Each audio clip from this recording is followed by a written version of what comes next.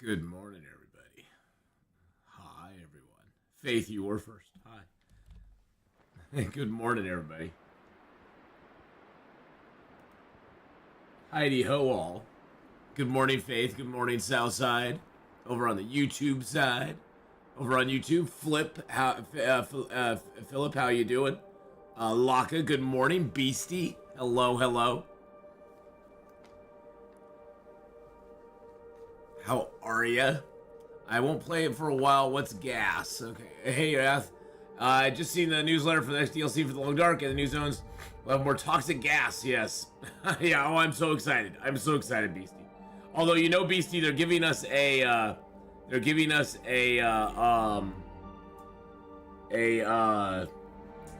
what do you want to call it? A gas mask, I guess you could say.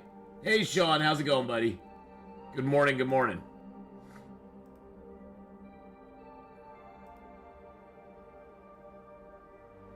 Alrighty, well, boys and girls, we are gonna go over. Let's see here. Nope.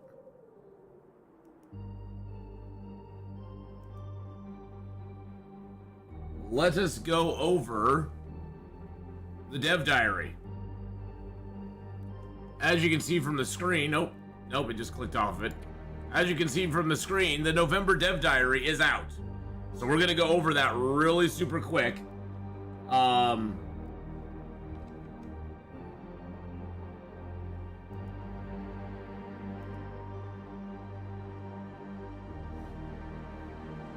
way everybody can check it out with us.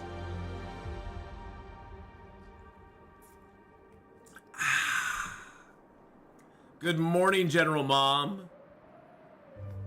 Good morning, Dubes. Actually, you know what? We'll go over the dev diary at about the 30-minute mark. We'll let more people get in because I'm sure there'll be more people who come in later who are like, "Hey, have you seen the dev diary? Hey, have you seen the dev diary?" So we'll go over the dev diary here pretty quick. Cheered Dex 13. All right, big cat, let's get it this morning. Thank you for the bits there. All right, Big Cat. Yes, let's get it. Let's get it, baby. But yes, we will go over the dev diary here very shortly. I figure we'll let a few more people get in since we just started up. Don't forget to like the stream over on YouTube. But welcome, everybody. I hope you guys are all having a great day. Don't forget what's found in the industrial mine will be useful in other parts of Great Bear. Exactly. Exactly. Dubes, good morning. So yeah, there's supposed to be a gas mask coming as well, so. And part 2, Tales part 2, will add more context to Wintermute, yep. So yeah, in about 25 minutes or so, we will go over the dev diary in depth. We'll just pause our game for a minute, go over the dev diary. But for right now, we're gonna get back on our low health run. The basic premise of this run is that we've turned off birch bark teas, we've turned off health regen while we're sleeping or resting, and the health regen you get when everything is in the white and you have no afflictions is turned down to low. We've actually gotten back to 92% health. That's the highest health we've had in the 12 days we've been playing this game, other than from the moment we spawned into the game. We have had anywhere between 60 and 70% health for most of the game. And I like it because it gives us a feeling of the health coming back very, very slowly, which is kind of cool. But we are on day 12. We made it out of Hush River Valley into Mountain Town. Good morning, Scotty Booms, over on the YouTube side. Kenneth, good morning as well. And here we go. Oh yeah, we got a bit of a storm out there, don't we? Okie dokie then.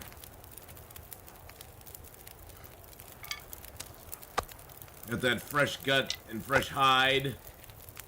We got a few cattails left on us.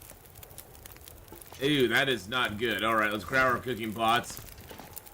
Do the new cooked food items, stews and pies, need to be kept outside to maximize freshness? The ones that have meat in them, yes, they do. they start to go down very quickly, just like if you had meat on you and you were inside. How long do I have on this fire? 1 hour and 36 minutes? Let's make it just a little bit longer here. Who knows how long this storm's gonna go.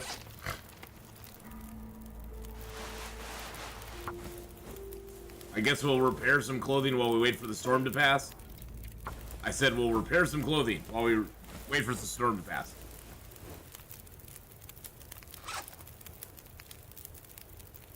Yeah, I would definitely keep the food outside though if I were you. You know, the food that doesn't smell, it doesn't really matter as much. Because a lot of it takes cooking 5, like the prepper's pie. You have to have cooking 5 just to make it anyway, and it doesn't cause any smell. So an argument could be made that it doesn't matter if you keep it outside or inside. If it goes bad, you're gonna eat it anyway. The meat pies, though, they definitely smell very quickly, and if you have them on you, they'll go down pretty quick. And the meat pies do cause smells, so you have to be careful of that. You have to be aware of that when you're walking around with the meat pies on you. They will attract animals, just as if you had a piece of gut, or a piece of meat, or whatever like that. I scoured Timberwolf, never found Prepper's pie recipe. Well, the Prepper's pie recipe is found in the bunkers. So. Prepper's pie, you'll find it in one of the bunkers somewhere in the game. So like I found my Prepper's pie in the bunker here in Milton this time. You keep all the foods outside. I mean, it's not a bad way to go.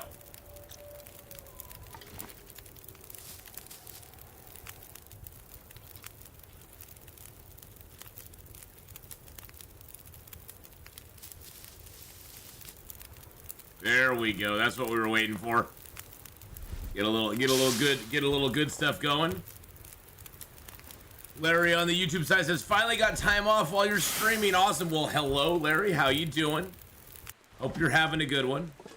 Yeah, the Prepper's pie is not necessarily in Timberwolf. The Prepper's pie will always appear in one of the bunkers. One of the 9 bunkers in the game will have the Prepper's pie recipe in it.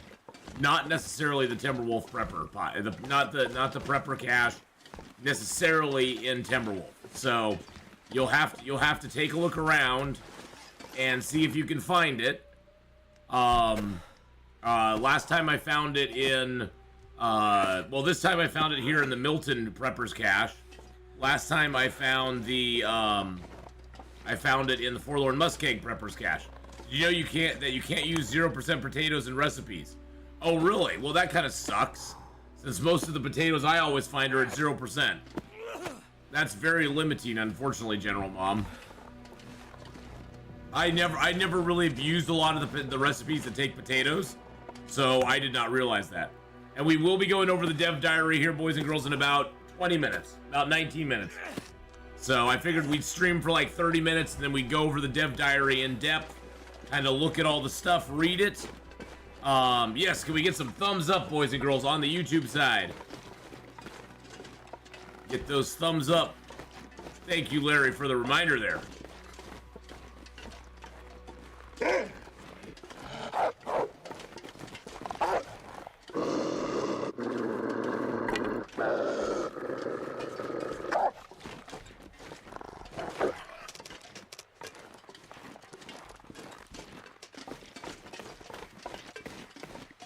Excuse me, Mr. Wolfie boy.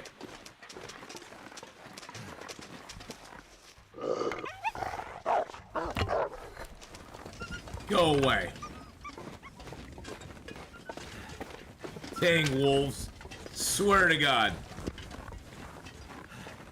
Making fish cakes might not happen in Interloper. Yeah, well, that's the thing, is a lot of them do not, you know, a lot of those recipes don't work. General Mom. Yeah, a lot of the ones that take the a lot of them that take the potatoes and stuff like that just don't work in Interloper, unfortunately. No problem. Thanks for helping my son start his YouTube. Oh, I hope he's doing well with his YouTube. I hope it's going good for him. I mean, it's always one of those where, you know, it seems like it's really easy on the face of it, but there is a lot of work that goes into, you know, live streaming and YouTube and you know, the whole thing. There's a lot of work that goes into that, and I'm glad. I hope and I hope he's having fun with it too. That's the most important thing. If it becomes too laborious, it can become not that much fun, and then you're just kind of like, why am I doing this? Why am I torturing myself? So hopefully he's finding some joy out of it too. So very happy to hear though, Larry.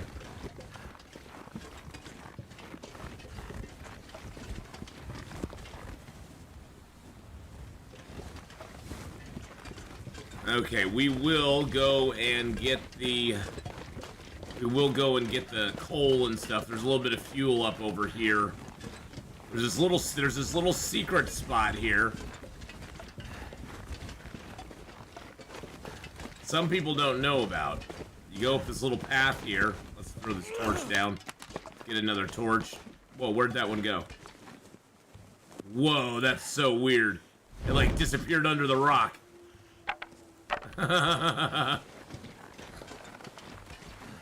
Just made some ranger stew. Ranger stew is really good. Oh, I'm glad he's doing so good. Hey, good morning, Nana. Hello, hello, howdy, howdy.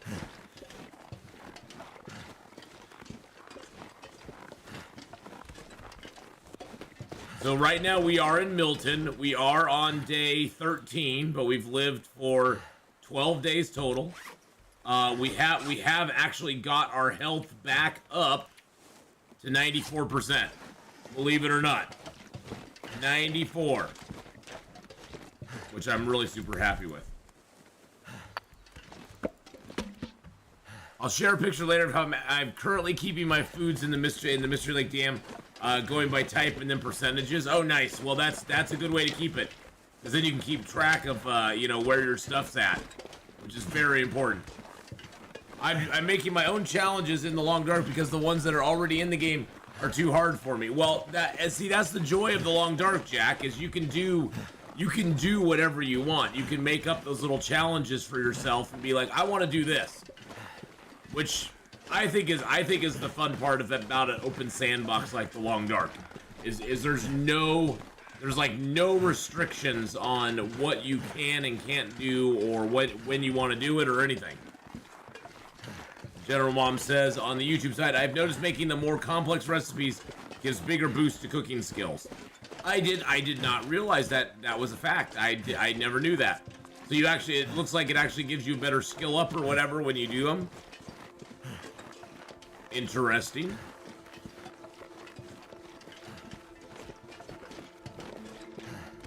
Oh, there's a deer down here. Look at that little guy. Look at that little guy.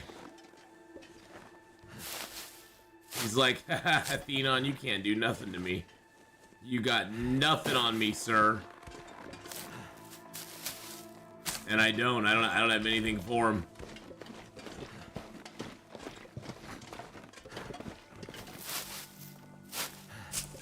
I will get these rose hips though, because we are getting our cooking up as fast as we possibly can. That's the one sucky thing about finding the prepper's pie early, is we can't make it because it's level 5. Boo. More points towards your skill. Yeah, more. So it's more points to your skill. I didn't realize it did that. That is really cool. Day 68. I still haven't found a moosey. I want that extra 5 kilograms carry weight. Yeah, sometimes, you know, the moose is a very trolly creature, and sometimes you'll find him right away, and other times you'll go for a long, long time and never see him.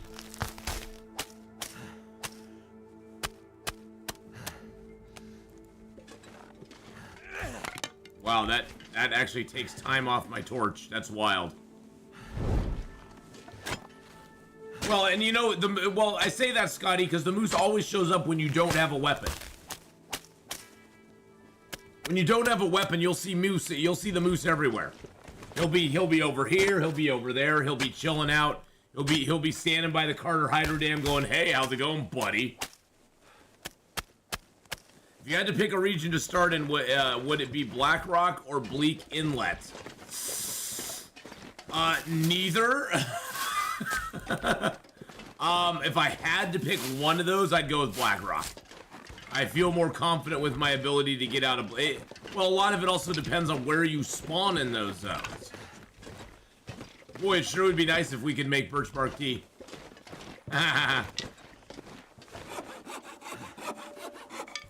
Yeah, exactly. It shows up on the bridge. The moose shows up on the bridge on day one, General Mom. That's exactly what I'm talking about. And then it never shows up again. But yeah, I guess I'd pick Blackrock if I had to choose. If I had to choose one of them. Hey, wait and see over on the kick side. Said, didn't you know that the moose use their antlers as a weapons detector radar? That's kind of deep. That's kind of, you know, that's kind of tinfoil hat, you know, conspiracy theory. But I can buy that. I can buy it. And Brian Longer says, sup everyone, hope everyone is well, is in good spirits. Yes, we are good. Well, I'm in good spirits. I'm doing well. Larry over on YouTube says, do you have recommendations on the order of cooking recipes and what they're good for? Still a little fuzzy on those.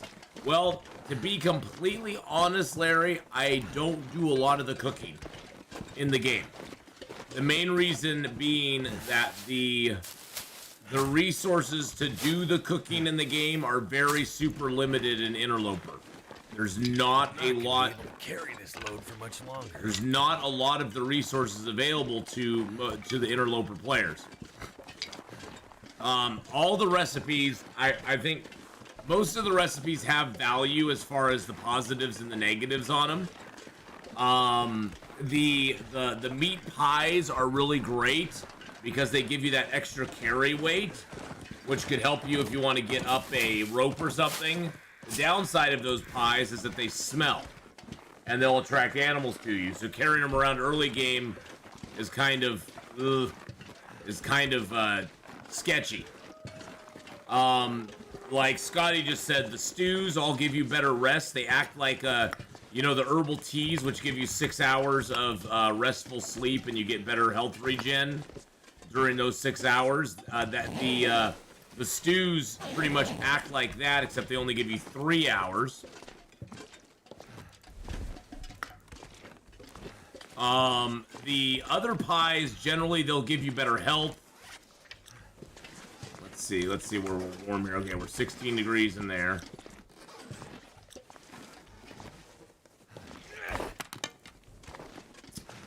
The Prepper's Pie, in my opinion, is one of the Prepper's Pie is one of the best. If I had to choose to only make one recipe in the game, it would probably be the Prepper's Pie, because the Prepper's Pie gives you 25% health back. Period. It gives you 25 health back. It's like the stem, but better. So it's pretty awesome.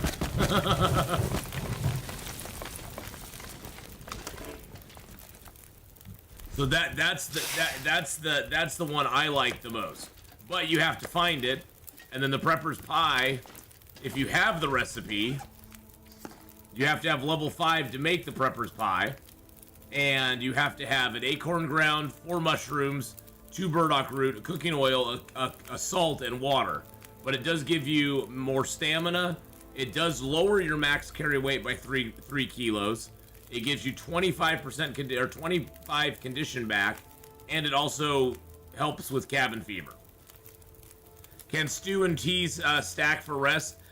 Stews cannot stack for rest, no. And the herbal teas don't stack for rest either. Now the porridge, if you have running river oats, the porridge is a really easy one to make. It gives you like 400 or 500 calories per, depending on your cooking skill level. Right now it's giving me 402. Personally, I think broth is one of the best ones you can make, because you can take a kilo of ptarmigan meat, which is usually like 300, 400 calories, and you can turn it into like 800 calories worth of food, because you get 4 broth for every recipe that you make. So, and as you can see, one broth is almost 200 calories just at level 3 cooking. So you get to level 5 cooking, and the broth's all over 200.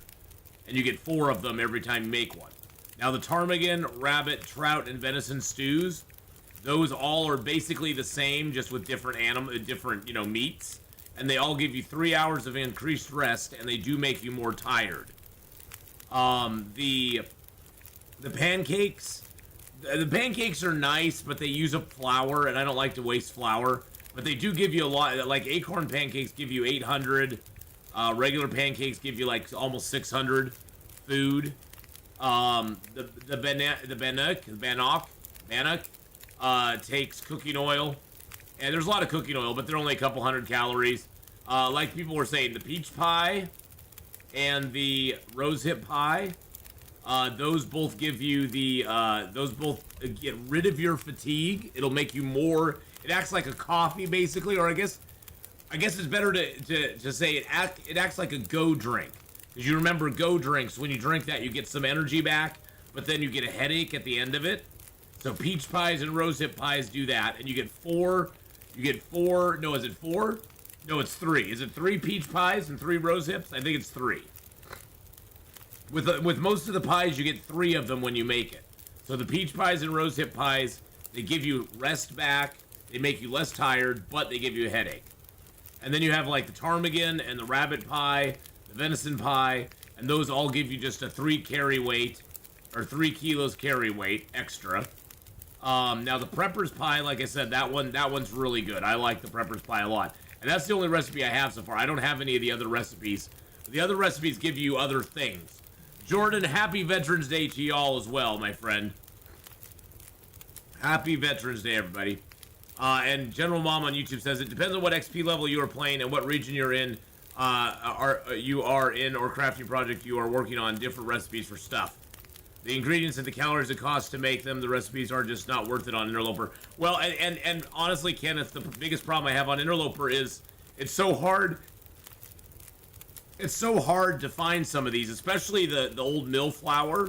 You get basically 1.5 kilos when you find a mill flour. So that's enough for 5, 6, that's enough for 7 recipes of venison pies, ptarmigan pies, or rabbit pies. Or to make pancakes, pancakes take it as well. And I believe the stew takes it as well. Yeah, the stews all take it as well too. So a lot of the recipes take mill flour. I don't think the rose pies and peach pies are not worth it. I don't think they're they are worth it or not worth it, Jack. Rose hips, tea is fine to drink. Put it in a pie that's too sweet and gives you a headache. Exactly. Yeah, it's too sweet. It gives you a headache. It gives you that headache in there. And we're gonna go over the dev diary here in just a moment, boys and girls. Dev diary is coming up very soon. I need to drop my deer hide. And drop these things down here. And you gotta drop both of those. There we go. Bingity bang. Bumpity boom. Oh, and by the way, we already made the improvised bedroll. We actually have another bedroll on us. Now, the thing you want to do for right now, when you, if you find an extra bedroll after you make the improvised bedroll, don't do anything with it. Don't do anything with the extra bedroll. Just let it go. Because when you go to make, if you ever need to make another improvised bedroll, you can use a ruined bedroll. At least right now you can. You can use a ruined bedroll to make that improvised bedroll. So you don't want to, if you turn this into an improvised bedroll right away, then you won't be able to use it down the road, basically. Or you won't be able to turn it into a, you'll have to keep repairing it. And so right now, if you find it as second bedroll, you want to keep it, but just leave it, because you can always turn it into an improvised bedroll later in the game. If you turn it into an improvised bedroll too early, then you're kind of screwing yourself over. I did that in my long run, and it kind of made me sad. Because I came back and found a ruined improvised bedroll, and I was like, "Aww, that sucks." Okay, so we got a little bit of coal, we got some reclaimed wood, we got some sticks.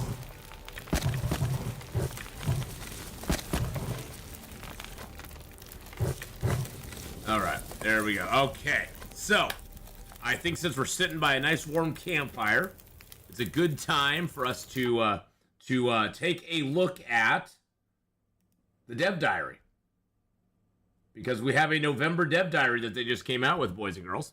So we're gonna stop for a moment and take a look at that. What's the difference between a regular and bedroll and an improvised bedroll? Oh, here, I'll show you. So a regular bedroll weighs 1 kilo, and when you have it fully repaired up, it'll give you a 5-degree warmth bonus. An improvised bedroll weighs 1.1 kilos, and when fully repaired up, gives you 8 degrees warmth bonus. So you get 3 degrees extra warmth off of a fully repaired improvised bedroll, and it only weighs 1/10 of a kilo more. And it looks just dang sexy cool, so it doesn't have much of a weight increase. Not at all. So boys and girls, I'm going to we're going to take a pause for just a minute. We're going to look at the dev diary. We're going to read it through real quick, and we're going to react to it and sort of analyze what they're bringing us. So let's go full screen there. There we go. All right, November dev diary just came out yesterday. Can I blow that up at all? No, I can't. Okay. Hello, survivors. We've nearly finished with part 4 of Tales from the Far Territory, the paid expansion pass DLC for survival mode. So I thought you might be curious to know a bit more about it, about what's added in this new part, launching early December. See, early December, boys and girls. As outlined in my September dev diary, part 4, which will be called Buried Echoes, includes the new region in the Far Territory, the Zone of Contamination. Ooh, look at that nasty wolf. Good God, he looks so sketchy. That wolf looks so, look at that wolf, he looks so sketch. I love, that's a great graphic right there. That's a great graphic. The Langston Mine lies at the heart of the Zone of Contamination. Industrial pollution from decades-old mining operations, leaving it a poisoned wasteland patrolled by toxic wolves, featuring large industrial remnants and hiding many hazards and mysteries. At its heart is an open pit mine. An open pit mine scars the landscape, and deep inside its twisting tunnels, if you survive the poison gas, sits a room that holds many secrets. The Zone of Contamination is the second of 3 large regions that make up the Far Territory, and we're excited to see how you find it pairs up with the Forsaken Airfield, which we launched in part 1. The Zone of Contamination coming in Tales part 4. Yeah, zombie wolves, toxic wolves, yeah. The Travois will be helpful when moving base stuff. Yes, it will. So along with the mine theme, we've included a variety of new and useful gameplay tools. A respirator, which when worn will protect you from poison gas you might find in the Zone of Contamination, and eventually other parts of the Far Territory and Great Bear Island at large. Like maybe the gas mine in Blackrock? The respirator relies on consumable canisters to provide its protection, so keep an eye open for those as you explore the Far Territory. We are also adding chemical boots, which can protect you from the toxic pools that pollute the Zone of Contamination. These pools are really hard on regular footwear. And a hard hat that offers strong physical protection against head damage. There's also a miner's coat and miner's pants, which make up a whole set of protective gear if you manage to find them all. And who knows if that's going to be... I don't know if that's going to be gear that's available on all difficulty levels. I know you can find the...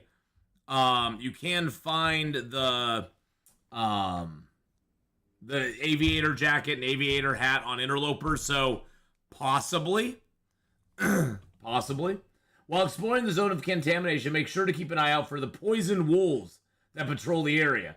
They are leaner than regular wolves and more desperate. Living around the toxic pools have left them poisoned themselves, and without much to eat, they are more dangerous than usual. Their bite can leave you with a new poisoned affliction, so be extra careful when exploring the Zone of Contamination. A poisoned affliction, great. And then there's the new, that's just an artist rendition. Looks like there's like a little dock down over here. It looks like some little bunkhouses or something on that side.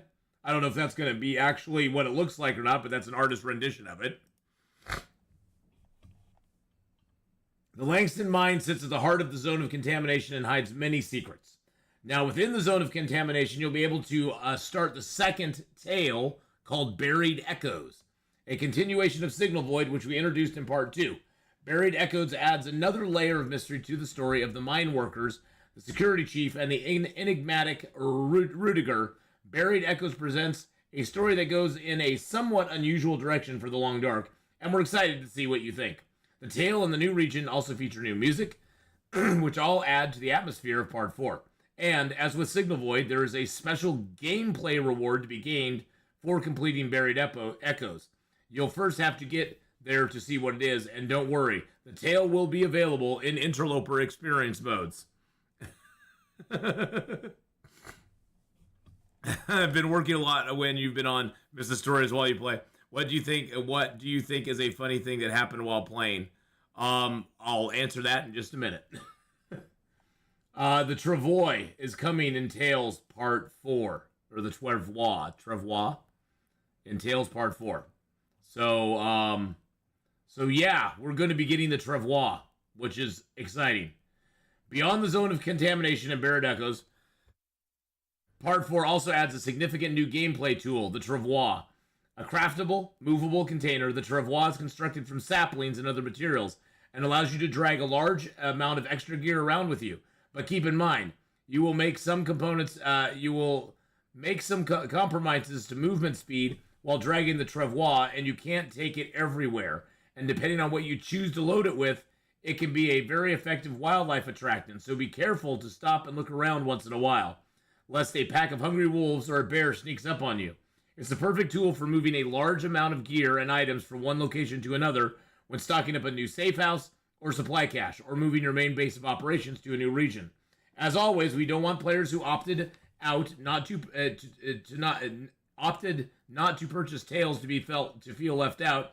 So we've also included some meaningful free updates to the base survival game, which will be available to everyone who owns Long Dark or Survival Edition. As we shared in September Dive Diary, we finally managed to find a good way to add hand coverings to the game. Now, what you see on your hands will reflect what you have equipped in your hand slot in the clothing menu. Same for the lower sleeves of whatever you're wearing on your arms. We've updated some animations so they work better with things like mittens. We're very happy with how this turned out, and we feel it brings a whole new level of immersion to the game. We hope you agree when you get a chance to try them out. So that's really cool. So no more body odor from carrying the smellies. Exactly. Well, but the Travois will have the body odor. That is the nice thing. We get to do the Signal Void too, so that's cool. That revolver's eating a lot of bullets. Also, we added a whole new series of first-person harvesting animations. Now, when you choose to harvest a carcass for meat or other resources, you will see your hands involved with the harvesting action, as well as the tool you have chosen to harvest with. It's another way we're trying to always enhance the sense of immersion for the Long Dark. So yeah, look at that. They actually got the harvesting animation, or they actually have harvesting animations on there. Can I actually get that back? Thank you. There we go. I shouldn't have clicked on that. So there's there's a whole bunch of different animations with different gloves, different sleeves, different things. Never do that with matches. You have the opportunity to use the new insulated flasks, which let you store and keep liquids warm for longer. Oh, that's going to be awesome. Perfect for when you want to stack some warmth buffs for those long treks across the frozen wilderness.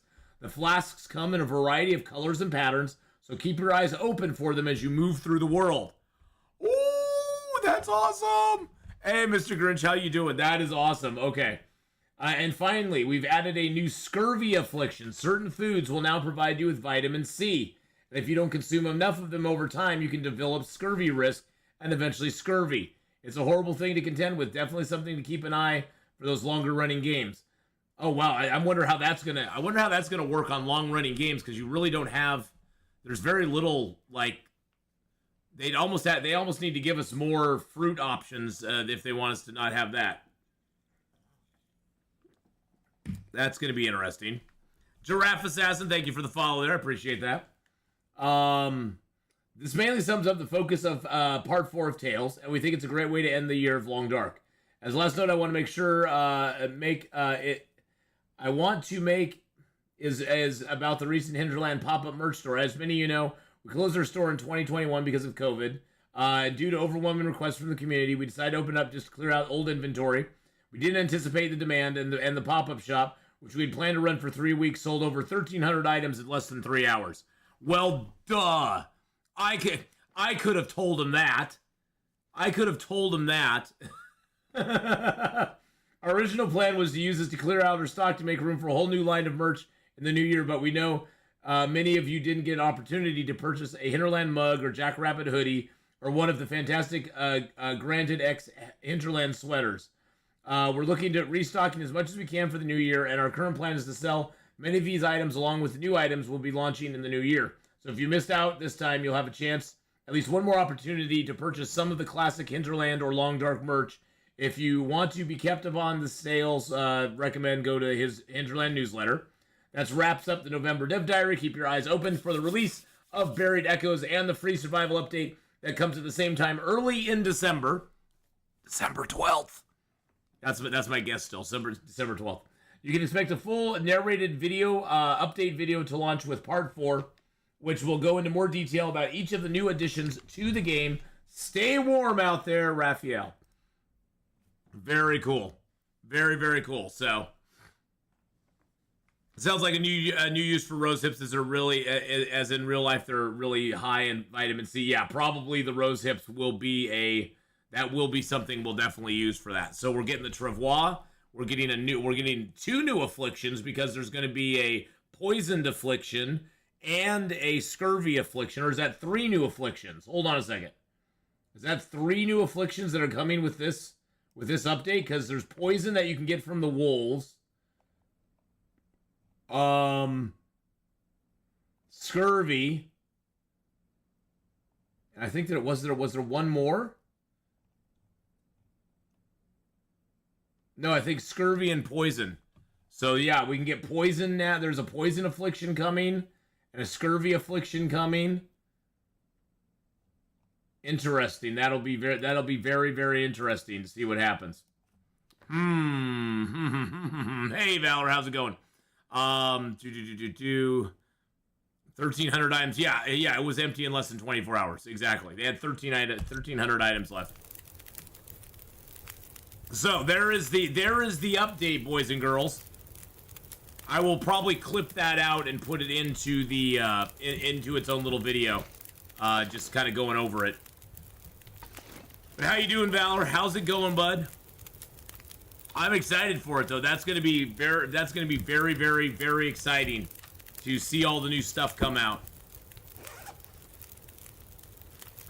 Long Dark just keeps getting better, and sad they're finishing the game. Well, you know, Larry, they're going to come out with more stuff after this. If this DLC does good, they've already said that they're going to come out with more stuff. So, I am hopeful that there's more stuff in the future for Long Dark, because they don't want to, you know, they don't. I don't think they're going to stop making it as long as the demand's there. So, I think as long as the demand's there, they'll keep making it. Have you seen the new Toxic Wolf? Yes. Yes, we just went over the Dev Diary and looked at all the stuff on the Dev Diary page. We just did that. It was very cool. Very, very cool. Let's see. So you've been working a lot. You missed on stories while you play. What do you think is a funny thing that's happened while you play? I don't think there's been a lot. I mean, we've had a few funny incidences with where we've, you know, played around with the ptarmigans. We actually released a ptarmigan the other day, and it was very cute. We died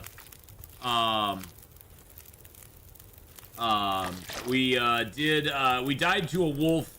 In our first run of this, we died to a wolf in Ash Canyon, which, while it wasn't funny, was quite shocking. It was quite shocking, and it made me sad, but, you know, hey, that is what it is. In my humble mind, I think this is it's a little unreal for this game, like Toxic Wolf. After this, it will be a fire bear. Hey, you never know. They could put fire bears in it. Fire! We got a Wilderness Kitchen book. Let's use that. Let's read it for an hour. There we go. We'll read a book. We'll read a book again for another hour. Why not? Oh yeah, they seriously underestimated the pop-up shop. I think Hinterland, in some ways, they have a serious underestimation for the. I think they underestimate a lot. Sometimes the popularity of their stuff. They just do. I don't think they had any idea that it would be anywhere, that the demand would be anywhere close to what it was. And well, I mean, I was waiting for my code from them because they sent out codes so you could get like 10% off. And I was waiting for my code, and by the time I got my code, the shop was already sold out. There was nothing left. So it was like, okay, well, I guess that means I'm not buying nothing. It is what it is.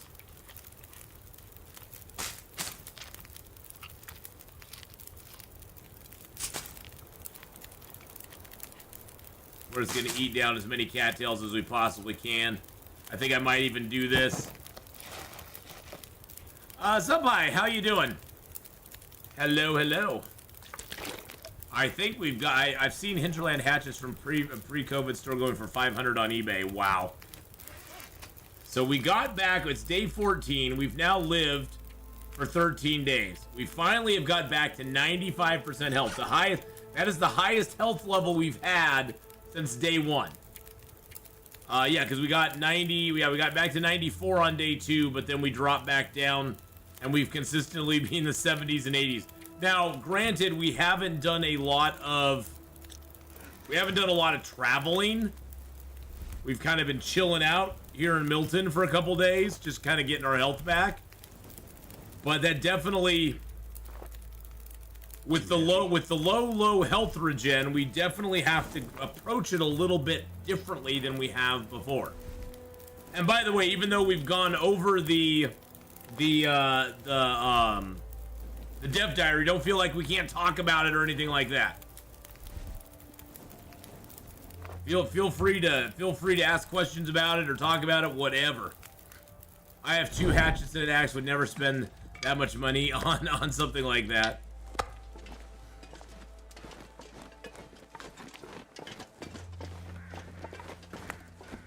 All right, let's go down. Let's go down to Grey Mother's house. Time to visit the old Grey Mother. The Grey Mama. Northern Lights, good morning. Hello, hello. How are you? You're watching from Finland. Well, welcome to Finland. Welcome on in. And by the way, if you're in America, happy Memorial Day weekend, by the way. Or Veterans Day. Excuse me. Happy Veterans Day. I get them all mixed up. I'm horrible, but yes. Thank you to all the veterans. I appreciate you all. Nothing in there, unfortunately. We've got this here, which we can't do anything with because we don't have any of the stuff for it. Which sucks, but hey, that's just the way life goes. We are on day 14 right now. We lived for 13 days. 13 days. Yeah, I don't know why, but Veterans Day kind of snuck up on me this year. I don't know why it did. Usually I'm a little more aware, but it is what it is. Now, we do have a little stink on us, so we may attract some nasty boys and girls going into town here. I hear a wolf off to our left. I wonder how you would heal from a poison bite. I'm assuming that it may have to do with the antiseptic, or maybe they'll make it so, like, these, you know, those bandages, you know, will help you recover from it. I'm guessing. I don't know if that's 100% for sure, but that's my guess.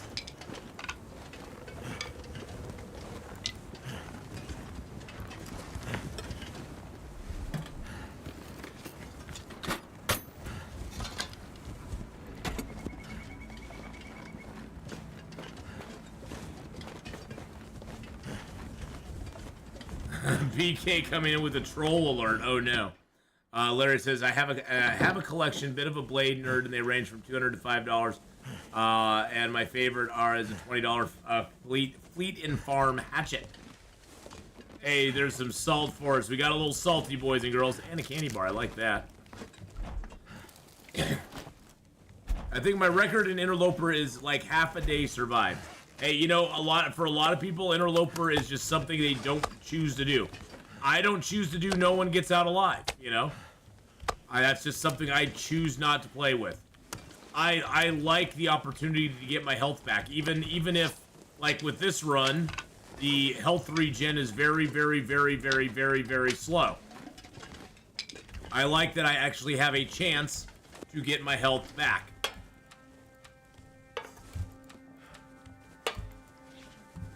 No.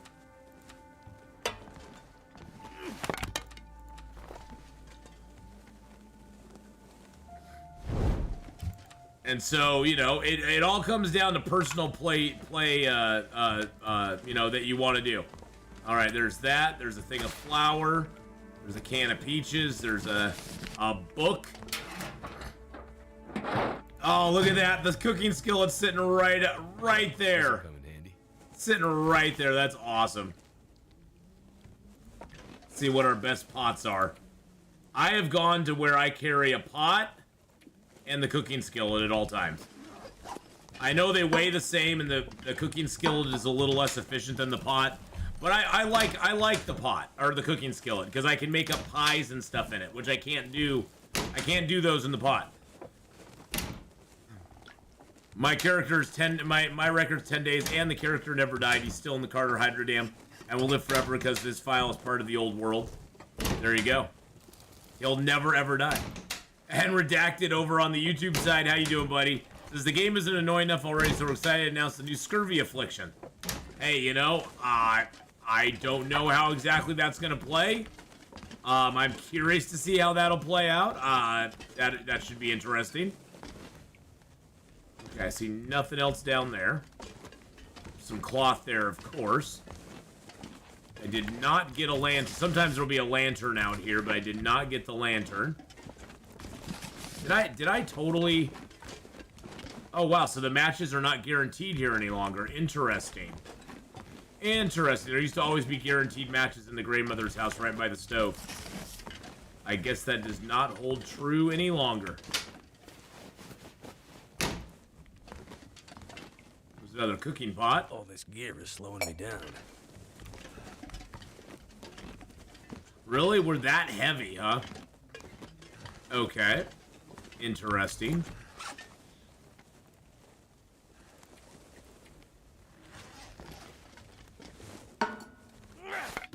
I did not mean to throw that.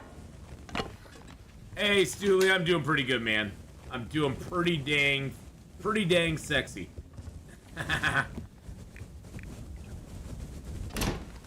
No, I'm doing real good though. We're gonna drop the jerry can. The jerry is still out. And I'm just gonna drop the other one too, because why not? And then we're gonna drop this extra bedroll too.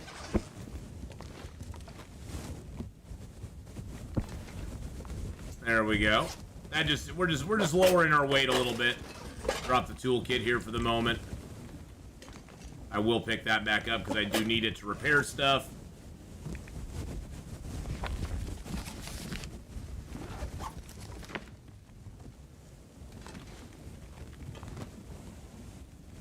There we go. Jerry's gonna be pissed when he wakes up from his long winter nap and finds all his cans have been stolen. I know. He finds me playing with his cans. What's with the new Atheenon merch? Oh, there's the matches. I got a whole bunch of new stuff out and ready to go, merch-wise. So there's new merch up. There's some holiday merch as well. There's a holiday mug up on the merch store. And then I added a bunch of different stuff there. They're allowing us to do hats now on the merch store, which I was super wanting, and I'm gonna actually order a couple of those myself because I love baseball hats. Ooh, what's that? A sweatshirt. So there's new merch up, boys and girls. Go check it out. Go check it out. And I'm super happy with how it turned out. And the things we were able to add. We were able to add some phone cases in. We were able to add in some hats, some beanies. Okay, come on. Can I get up here? Can I get up here? There we go. Anything behind here? Oh, we got some accelerant behind it. Okay. Accelerant in the secret spot.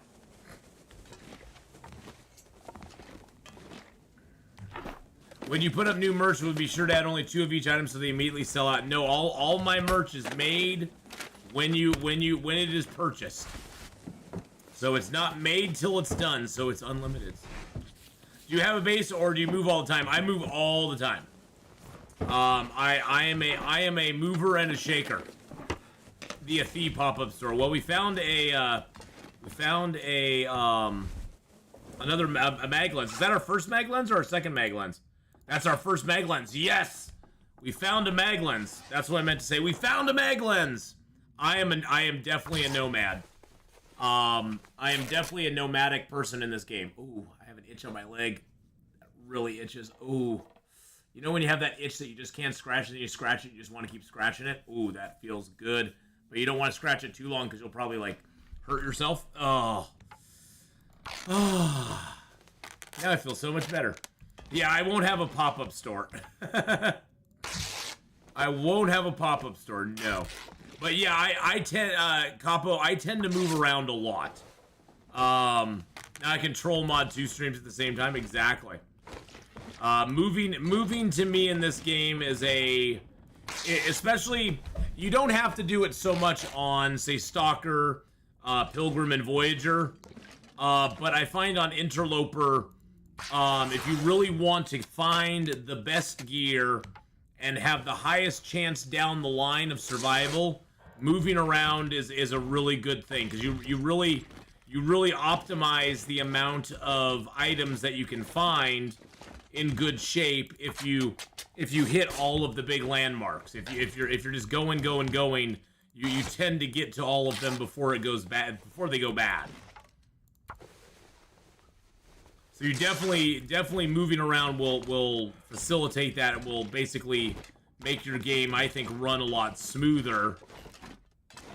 I mean, you can base up in places. I mean, you know, ultimately you can play this game however you want. I'm just saying, from my experience, moving around more means you have a better chance of survival. All right, I'm gonna leave the flour here. I'm gonna leave my tater and my wilted carrot here. Was looking for your store stuff. For your store stuff. Oh, here. Let me. I'm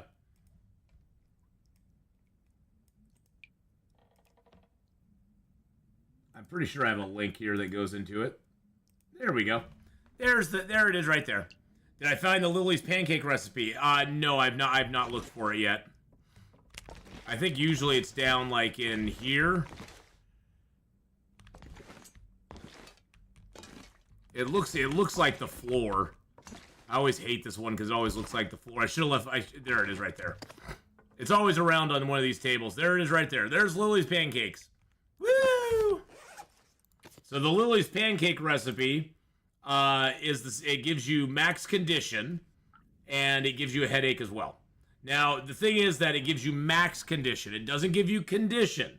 The Prepper's Pie gives you straight up, it gives you it gives you health right away. So if you're low on health, you can use it and get health. Lily's pancake, it increases your maximum condition you can have, which it only does it for a short period of time. So I don't know how helpful that's going to be to us.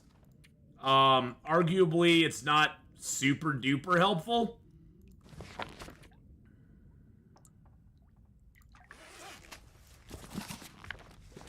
But you know, you could say it's useful, I guess.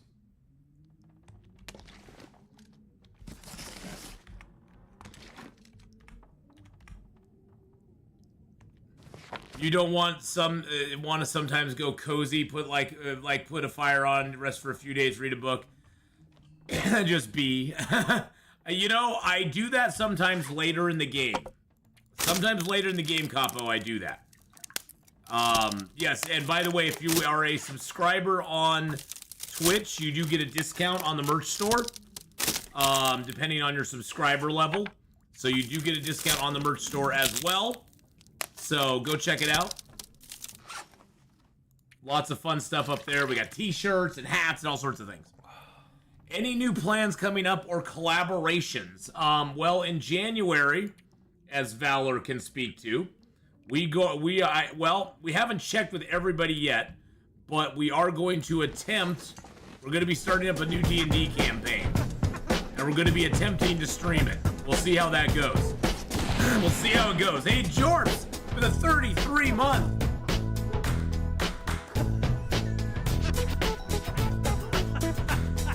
Yes, we have some beanies and baseball hats.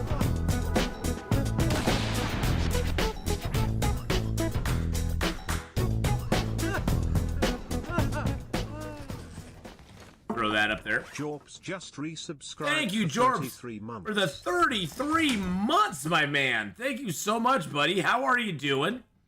How are you and the beautiful, beautiful wife doing? I hope you guys are. I hope you guys are doing well, having a good day. So yes, Valor is our DM, and Games Live, Pandasaurus Rex, Hawkeye, and Alicia will be joining us. I need to turn down my heat in here because I'm actually feeling really hot in here for some reason today.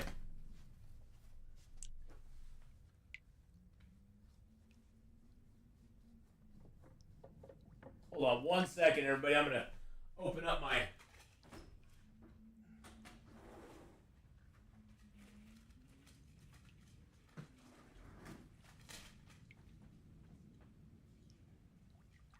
Get out there, Mr. Stink Bug. I had a stink bug that crawled in the house. Little bugger. Woo! He's hot because he's wearing a pair. Whoa! Whoa! But yes, I'm getting excited about it, Valor, especially because Valor's DMing the game for us. So, and it's gonna be fun. So look for that coming at the end of January. Next month we got Long Dark update, Escape the Pacific update, Dyson Sphere combat update. Stellaris is coming up with an update soon. There's a lot of stuff going on right now. Lamb H! Oh my gosh, there she is! Lamb H with a 26-month resub on the Twitch side. How you doing, Lamb H?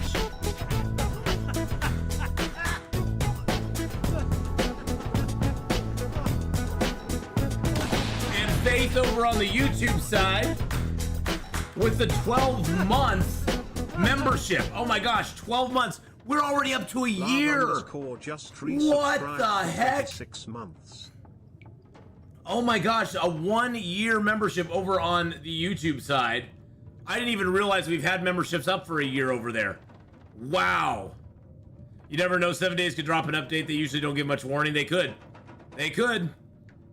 So yeah, there's a lot of stuff coming up in December. December's gonna be a very busy month streaming wise.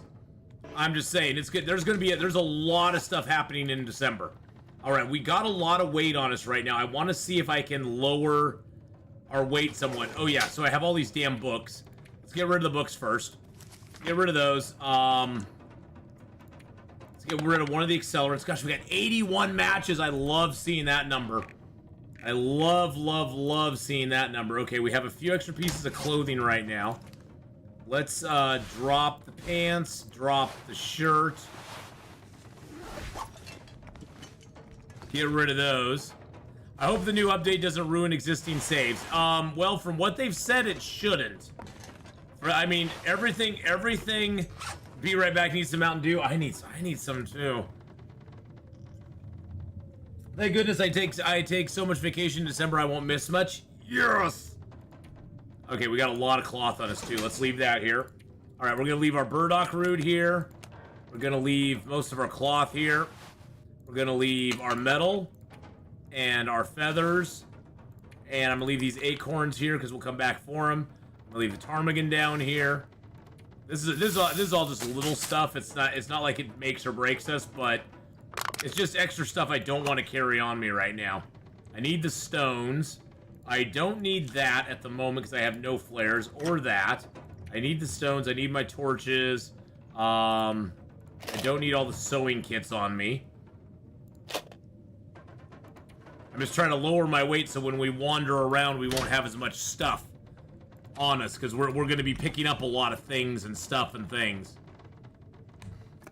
There's the pinnacle peaches. We'll leave those here because we'll make some peach pies with those. We'll make some peach pie just to do it. I figure why not. Let's eat that. I want to keep the salt on me because salts, we need that to make broth. Salt is a very basic thing you need to make a lot of stuff with. And salt is also needed to make prepper's pie as well. You need salt for prepper's pie, but the most important thing you need it for is broth. Hello, Mrs. Honeypot. Hello, hello. I'm doing good, Lamb H. I'm doing really good. So nice to see you and Jorps. I'm so happy to see you guys. It's super awesome for you to come on by and hang out for a little bit. Okay, I do not need the medicine on me.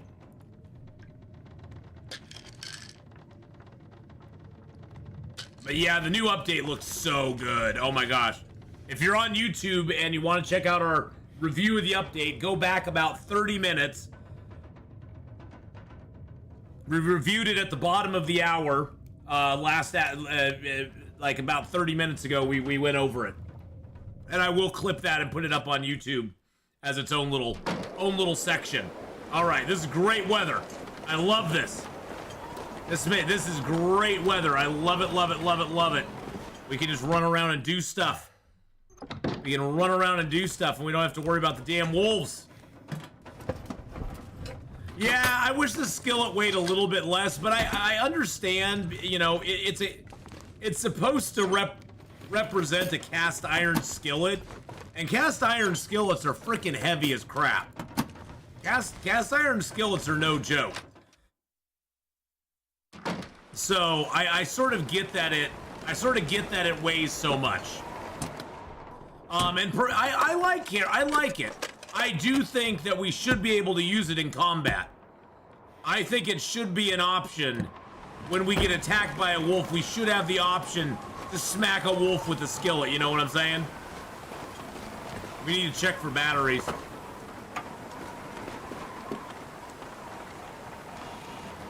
Good God, I got like a frog in my throat. You know when you can feel a little froggy? Okay, no battery. Oh my goodness. Ugh, I hate that feeling. It almost feels like I swallowed, you know, almost feels like you have like you swallowed a little fine piece of fiber or something. Where every time you swallow, it kind of makes you go, makes you make that face.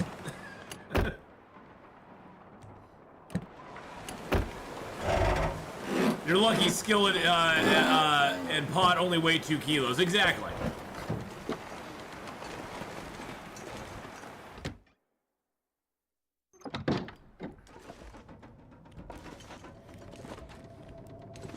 Another can of coffee. That's always nice. With item management, what are the top always needed and never needed?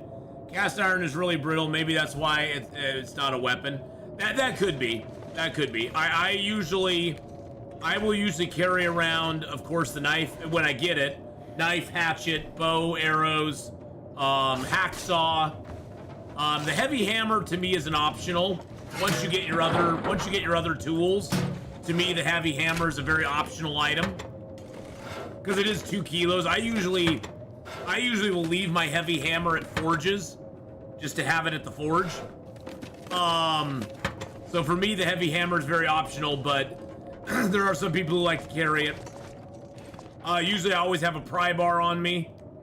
Cup of coffee, that's nice. Other than that, a lot of the stuff's optional. Usually can opener I'll carry until I, get a knife or hatchet. Of course, you always have your bedroll on you. I try to carry a couple of sewing kits, a couple of whetstones. I don't really carry books around with me much unless I intend to read them at some point. Which there's not a lot of books I actually read in the game.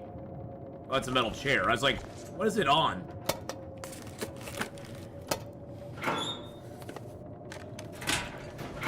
Wish you could carry a hatchet or hammer in your hands for quicker attacks on wolves.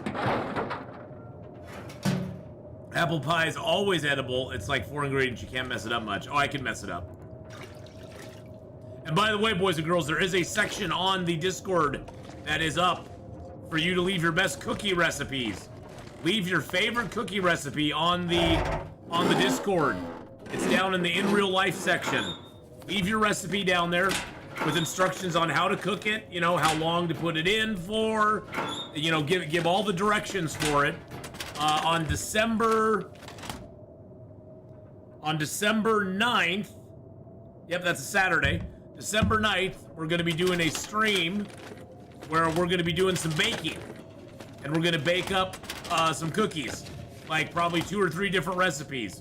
Of course, I'll be doing my grandma's sugar cookies, but I'm going to pick a few recipes that people leave, and I'm going to try them. And we're going to see what we think. So if you got a favorite recipe, I could cook up your recipe. So yes, I only do cookies. I only do cookies. I don't do other stuff. Cookies for I'm a big cookie person. I don't really bake a whole lot of other stuff. So if you got a favorite cookie recipe, go ahead and leave it. But you can put other recipes up there too. You can put other recipes up, but I'm only looking at cookie recipes for the stream that I'm going to be doing on the 9th. Okay, so we had 17 and 36. get a pack of Oreos, take them home, get some milk, and enjoy. Gingerbread men it is. There you go.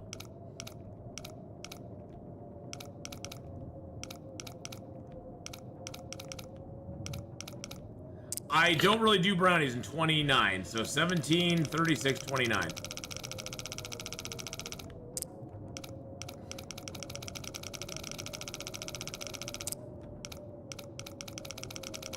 But you can put a brownie recipe up there. You can put a brownie recipe up there, my friend. There we go. Let's see what's in here. Come on, big money. I wasn't speaking of literal money. Okay, that's good. The game's like, oh, you want money? I'll give you money. It's like, no, I didn't want money. Silly game. But you can put that up there. 2 favorites are oatmeal raisin peanut butter thumbprint cookies with Hershey Kisses. Well, there you go. Yeah, if you have a recipe for them, put them up there. Feel free to put your favorite cookie recipe up there, and I'm going to be making probably like 3 different cookie recipes that day. So we're gonna be having some fun. Gingerbread shapes? No, they're gingerbread men. That's just what they are. They're gingerbread men. I don't. It's my channel. I don't have to be PC. We'll make gingerbread men. I'll even make gingerbread. I'll even make gingerbread women too. I don't care. I'll just make gingerbread things. I like gingerbread cookies. Period. Because I love the taste of gingerbread. Oh my gosh. Gingerbread, like, I don't know. For me, gingerbread is like, that takes me back to like being a little kid. My mom making gingerbread cookies. Yum, yum, yum, yum. I think she means she has the cookie cutter shapes. I do understand that. Have you made loaf gingerbread? My mom used to make that, yes. And it was quite delicious. We'll go check inside that truck in a minute. Well, can you actually believe it's warm in here? Wow, it's actually warm inside the car with a blizzard going on outside. That is nuts. That is nutso. You meant for political correctness. Oh, no, and that's what I meant too, is I don't have to be politically correct. They're gingerbread men. If you don't like it, you can eat them. You can literally eat them. You can. You can literally eat the gingerbread men. But yeah, my mom used to make loaf gingerbread, and it was so good. It was so nummy. All right, here's a house we can search. Come on, give me some good stuff in this house here, baby. There's so many houses in Milton to search. It's such a juicy area. Oh, another cooking skillet. Look at that. We got 2 skillets now. Oh, and another salt. Nice. Nice. We need lots of salt, baby. Every game I play, a lot of salt must flow. Hey, there's another tater on the floor. Potatoes. Boil them, mash them, stick them in a stew. I do like a molasses cookie as well. Yeah, if you came here for political correctness, you'll probably be disappointed. I'm old, I'm not politically correct.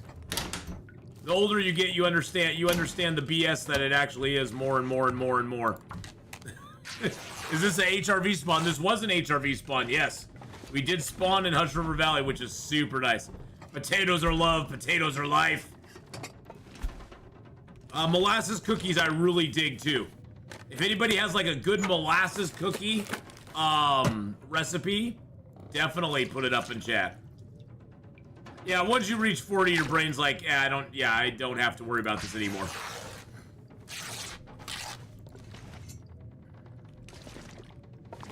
Okay, nothing else down here. Searched all those, right? There we go, perfect, got it. Let's go upstairs.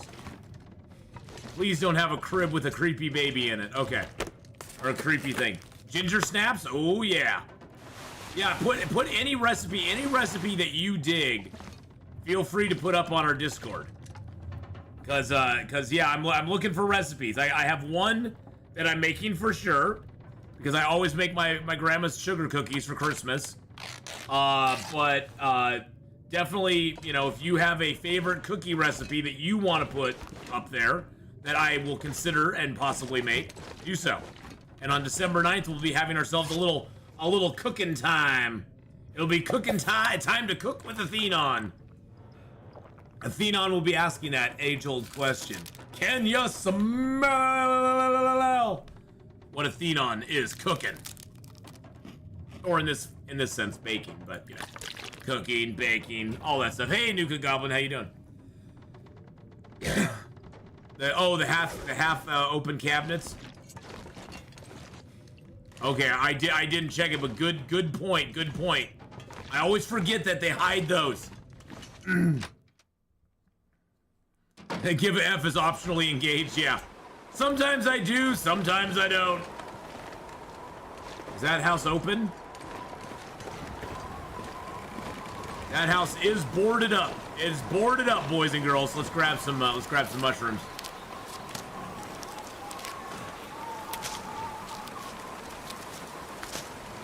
Personally, a blizzard in Milton is one of the best things you can have happen. It allows you so much freedom of movement, because you don't have to worry about the wolves anymore. You're like, wolves? What wolves? There's no wolves.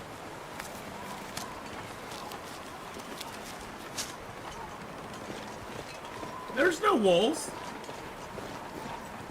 It's all good. There's those broken glasses. There's usually a piece of wood or two. Oh, there's an extra pry bar here too.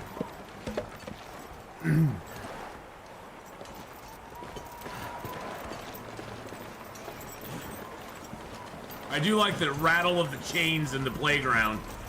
It's kind of creepy. Kind of creepy. I need to drop something. Long Dark's getting closer and closer to zombies with the new wolves. I don't think they're going zombie, but yeah, it's getting a little closer. Little closer. Oh. I think a lot of it, Larry, it's not even so much you don't care anymore or that you don't give an F.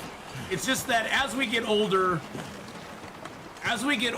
our sense of urgency in life becomes a little bit less. When we're young, everything feels like it's so immediate and important, and the right here, right now. We don't have a really good long vision of life. Life is very long, and you can't spend if you spend your entire life being like so worked up over every little thing, it sort of in my mind it diminishes your quality of life overall, because you're always so wrapped up in the injustices and the horribleness of everything that your life just becomes a lot. It becomes almost sad in a way, because you just feel very bad about things all the time. Which I don't want to live my life that way. I don't want to feel like crap every single day. And it is a choice. It's a choice to, live your life that way.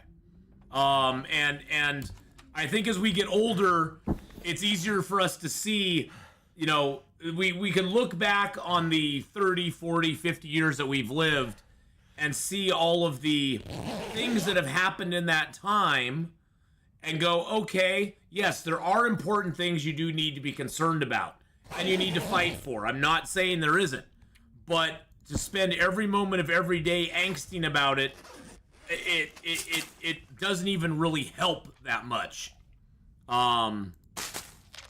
So life gives you perspective, I guess, is the ultimate thing. Living for a while gives you a little bit of perspective on stuff.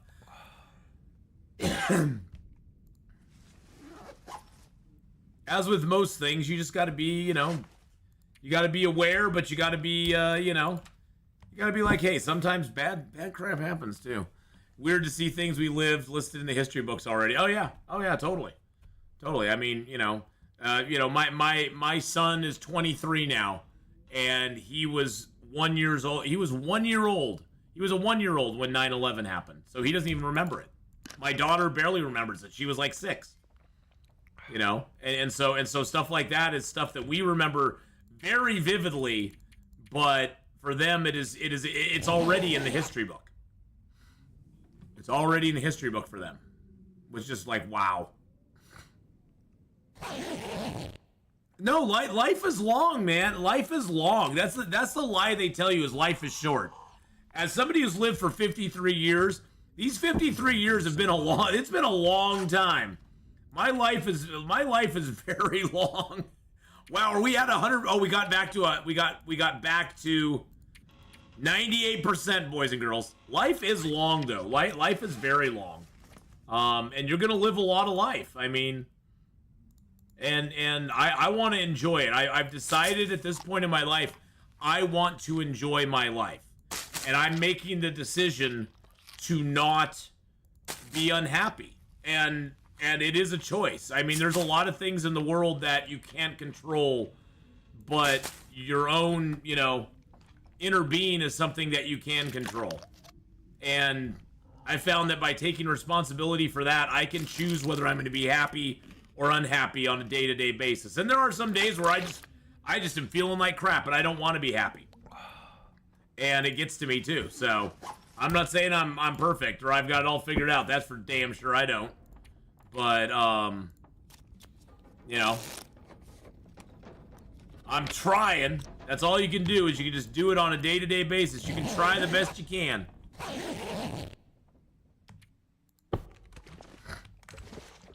Oh yeah, the morning it went down, Larry, I was at my Oregonian office. We had just finished delivering the papers, and I was like, what the hell? It was like, oh my god, what the heck just happened? Let's get that trunk open from over here. Nice. Nice.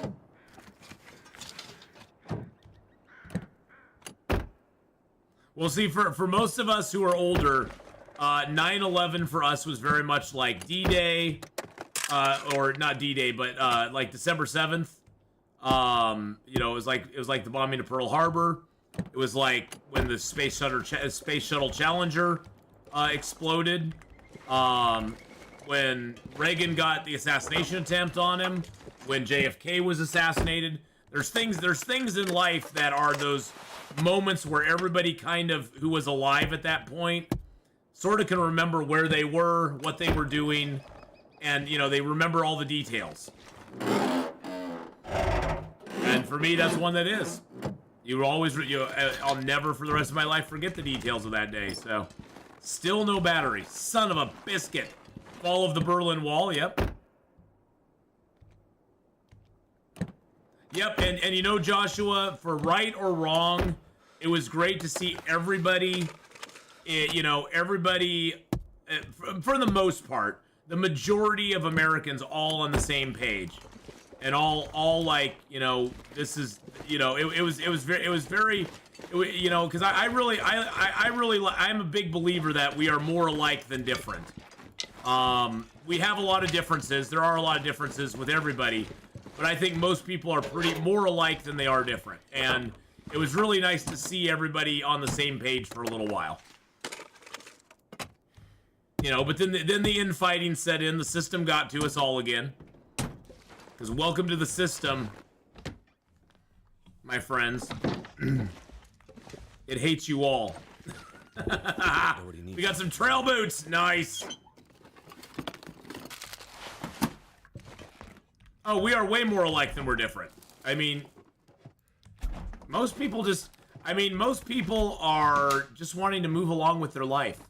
Most people want to live their lives, you know, they want to be good to their friends and neighbors. They want to raise a family. They want to spend time with loved ones, and they just want to be, you know, they just want to live life. They aren't looking for trouble. I mean, sure, there are always going to be people that are looking for trouble, but that's a minority of people. That's not the majority. And unfortunately, the minority gets all the press. They get all the spotlight. That's why I really like some of those news stations that do like the hero of the day type things, or you know, the unsung hero stories. I like those because you know what? It makes me go, yeah, there's people out there like that do stuff without ever expecting any sort of praise for it, and they're just good people doing good stuff, and that I want to hope is the majority of people. I really do. I really want to think that the majority of people are like that. Because otherwise, it's a pretty crappy world we live in. So,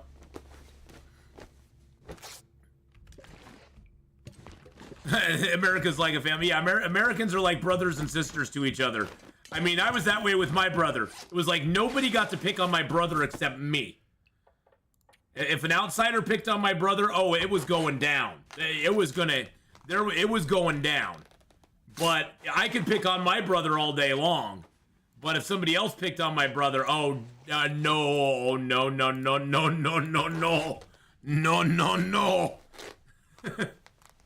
That's where I drew the line. Well, my cousins could pick on my brother because they were family too, but... Hey, Tomas, how's it going, buddy? It's going pretty good today, man. We went over the dev diary a little bit earlier, so if you got any questions about it, or if you want to talk about it, don't feel bad about it. Just talk about it. It's always good. You know, we went over it a little bit earlier. We're really excited for all the stuff we saw in it. I think it looks awesome and amazing. God, I so want to wear these boots, but I don't have much leather. I think if I rip these apart, I do get 2 leather from those. Okay. All right. Well, this could work. Let's wear those because trail boots are better. Let's harvest these up. Yeah, the Travois hype. Yes, I cannot wait for the Travois. That's going to be so awesome. I think if that's not the relationship you have with a sibling, you don't have a healthy relationship. I know, little blind mouse. I mean, that's the thing. Is like your siblings are always your biggest love, but your biggest rivals as well. Don't feel bad about the newsletter. Let's talk about it. Atheenon, you make it sound bad. No, I'm just saying, don't feel like you can't talk about it. No battery again. Okay, I need a battery, boys and girls, if I want to repair that up there. Now I'm excited. I'm excited for the new zone, the Travois, the gloves and hand animation stuff. We're actually gonna get animations while we're harvesting animals too, which is kind of exciting.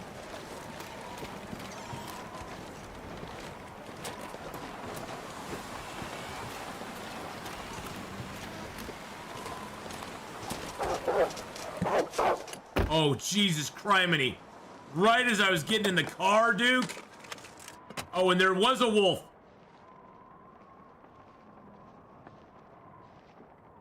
No.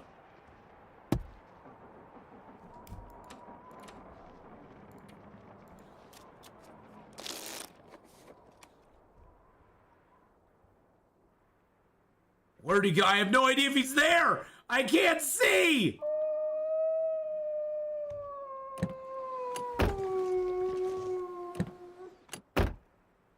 I can't see him. I don't know if he's there. Oh my God. I hear him. He sounds like he's writing back.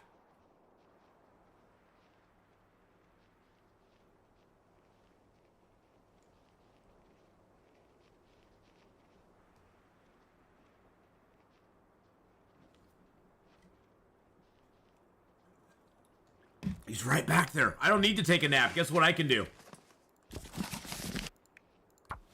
It's not even cold inside this car.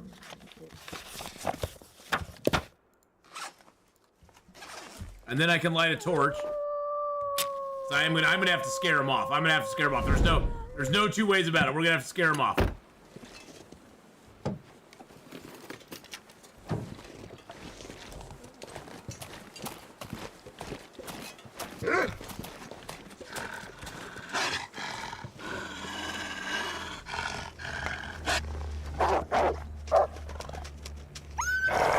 Get out of here! Get out of here, you stinky bastard! You stinky bastard! Little bastard. Too bad you can't toss a piece of meat out of the car. He's in the trunk or the boot. The boot! He's in the boot! You know, that's not a boot. This is a boot. That's a boot right there. Jeez Louise. Wolves are really scary, and we're extra large gloves on a trip to Alaska. Found wolf tracks that are bigger than my spread hand. People don't know. Oh yeah, wolves are like you take a dog and you put that dog on steroids, and then on top of that, you have him work out for 20 hours a day. Yeah, wolves are no joke. Wolves are, they're big. They're really, I mean, the wolves in this game, the regular wolves in this game are not real representative of how big a wolf can get. Oh, they're beautiful creatures, but they are not to be trifled with. It's not like you're gonna go pet them like a doggy. It's not like in the movies. It's not like in the movies.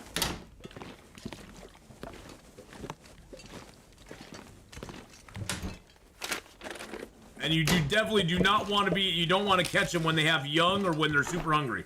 I wonder who owns this stuff. Oh!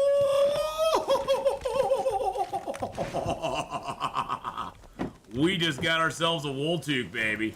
Oh, yeah. Wasn't in good shape. I can tell that by the condition it looked like. Oh, it's at 64. It looked a little ragged. Looks a little ragged, but that's not bad. That's not bad. We had a wolf show up in our yard after Dad passed. His native friend said that it was him checking up on us. Aw, that's awesome. You think the new toxic will affect wildlife? Yes. Well, the notes said that the new wolves will give you a poison. It will give you a poison effect if they bite you.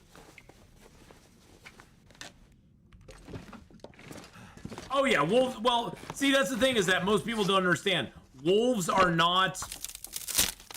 Wolves will attack people in desperate situations, but wolves, like most animals, wolves are predators in the sense that they go after game that is easy to get. They have, they go after game that does not present either a physical or a perceived threat to them. So wolves will not generally just attack people just for the hell of attacking people. Like most animals, even bears don't really do that. There are some animals in the animal kingdom that do attack people, but most animals they have no desire to attack people for the most sense, because people are big. We can also, spread our arms and even look bigger, and so animals are kind of like, nah, I'm good. Yeah, well, hippos are massive. Hippos are probably one of the nastiest little buggers around. I've seen those guys chasing people. It's crazy. It's nuts. But yeah, most animals like wolves won't even bother with a human. We are not perceived as easy prey. We aren't perceived as easy prey to them. And so for that sense, they'll usually be like, nah, we're good. It's funny, Ath, what you said about what it's like to be young, worried about every injustice because my kid won't let me eat McDonald's or Starbucks because of the Israeli situation. I've never been allowed to eat Chick-fil-A. To that, I always am like, okay, if you want to dig down deep on any company in the world, you can find, you can find things about Amazon that you won't, realistically, the whole company boycott thing I always find hilarious, because it's like, well, ultimately it's not going to really, it's not really going to do anything. Most of that, if you want to find evil in a company, you can find something that's not to like in pretty much any company out there. No company out there is an angel when it comes right down to it. Companies don't make billions of dollars by playing by all the rules. Let's just be honest. Let's just be honest about it. They don't. Amazon was your first thought for... Oh, yeah. Oh, Amazon? Yeah, you could find fault with Amazon all over the place. You want to throw shade on Amazon, everybody throws shade on Walmart for, moving into places, making small businesses close down and stuff like that. What do you think Amazon does? Amazon depends on people not going to stores. Amazon's probably affected small businesses more than any other thing in the entire world in the last 20 years. More than Walmart ever did. Amazon has probably had more of an impact on small mom and pop businesses more than any Walmart ever has had. So, if you want to throw shade on businesses, you can find pretty much any business to throw shade on. It's not that hard, because all of them are pretty shady. So your kid won't let you eat McDonald's or Starbucks. That's, you know what, Faith? If my kid told me that, I would specifically go to McDonald's and go to Starbucks, bring it home and eat it right in front of them and be like, if you don't want to do it, that's fine, but don't tell me what I can't do. I'm very much a don't tell me what I can't do kind of person. If you tell me not to do something, I will probably do it just to be like, no, I'm going to do what the hell I want when I want. And nobody can tell me what I can't do. Yeah, I would do that straight for a week. I'm not saying you should do that, Faith. I'm just saying that's what I would do, because I'm that kind of person. I just do not like anybody telling me what I can and can't do. I just don't like it. I just don't like it. That to me is just like, nah, I'm good. Yeah, I'm a straight up Gen X attitude. It is. It's true. That's a Gen X attitude. It's like, yeah, when I was younger, they told me don't grow your hair long, and I was like, oh, I'm gonna grow my hair long just because you told me not to do it. Don't wear black. I'm wearing all black every day, all the time, just because you told me not to do it. Yes, I was one of those kids. Yeah! Don't tell me! Don't tell me what I can't do. I don't care that much. I want Mickey D's the morning, drop him off at school, and get my sausage egg McMuffin. Well, that's the thing. That's the thing. Corporations are corporations. You go back even to the days of the Rockefellers and all those. You look at all the good those guys have done with libraries and stuff like that, but those guys like did a lot of bad stuff too. When did that attitude ever backfire on you? Probably the long hair, because I could never grow long hair, Larry. So that totally backfired on me. I was like, oh, I'm gonna grow long hair. My hair got down to about just under my shoulders, and it just like stopped. It got all curly and it just stopped, and it was embarrassing, so I cut it off. I was like, nope, long hair's not for me. Long hair's not for me at all. At all. So yes, it has backfired on me before. Oh, believe me, it does. It backfires. I tried that and my hair would go completely sideways. It was a mullet. I had a very bad mullet. Very bad mullet. It wasn't even a good mullet. See, that was the embarrassing part, is it wasn't even a good mullet. If it was at least a good mullet, I would have been happy. But it was a crappy mullet, because it got down to about right above my shoulders, and then it just started getting curly. And started curling up, and I didn't know how to take care of hair. I'm a dude. I'm not like into hair products and stuff, so I was just like, nah, this is not, you know, I was just a guy being a dude. So I was like, no. You had purple dreads to your knees? What? My dad got out of the military and decided he wasn't gonna cut his hair or beard. He has nice hair. He has nicer hair than I do.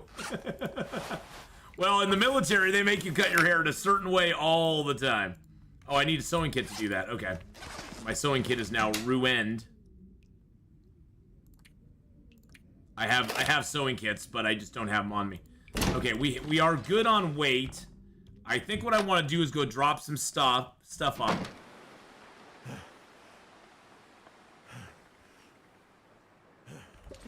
We got another house over here, though. Is the doggo here?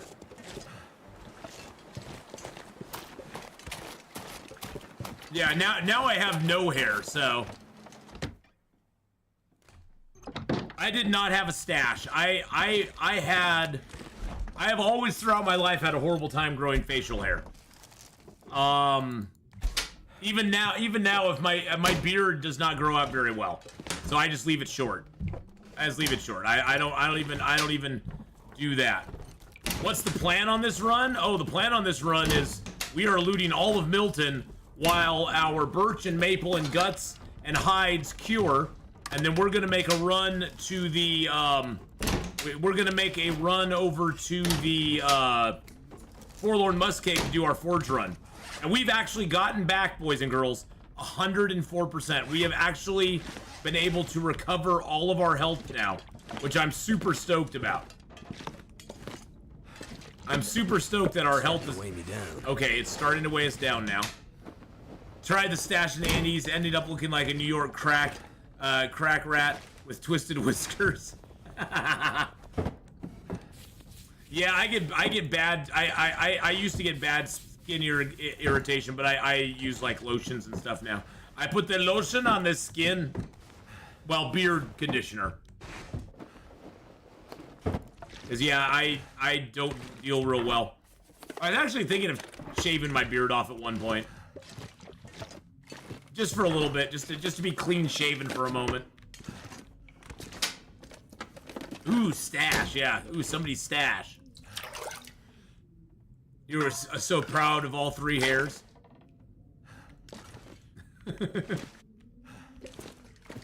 Some women like the scruffy look. Yes, some women do like the scruffy look. I gave a ride to the sweetest couple last night. They were going out for dinner because he had just proposed to her like the weekend previous. So she was taking him out to a celebratory dinner. It was so freaking sweet. It was like, aww. What candy bar? Was there a candy bar that I missed? Oh, there's a candy bar. Yay! Thank you, General Mom. You're the best. See, my mom looked out for me. She got me a candy bar. Ancient people considered beards being part of a man. Well, I also, somebody explained that a good beard one of the reasons that also men, you know, the facial hair was a big thing, and I don't know if this is true or not, but he was speculating that a good solid beard was also something that helped you in combat. Because imagine, it's almost like if you had a big beard, when you would get hit in the face, it would actually soften the blow. And so, you know, that's kind of an interesting thing.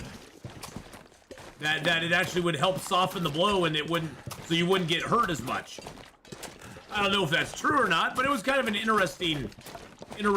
Oh, Jesus Christ!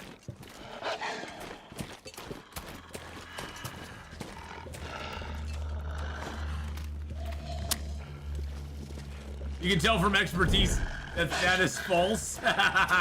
Well, then that obviously is a completely false statement. Go away.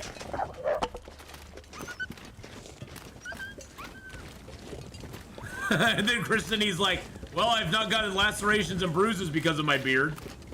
I don't know. It was something that somebody said at some point. And I was like, oh, that's kind of interesting. Hadn't really thought of that. Because we don't do Mortal Kombat very much in the modern world. But, you know, most ancient cultures, for the most part, prized, you know, facial hair and stuff like that. And how much you could grow.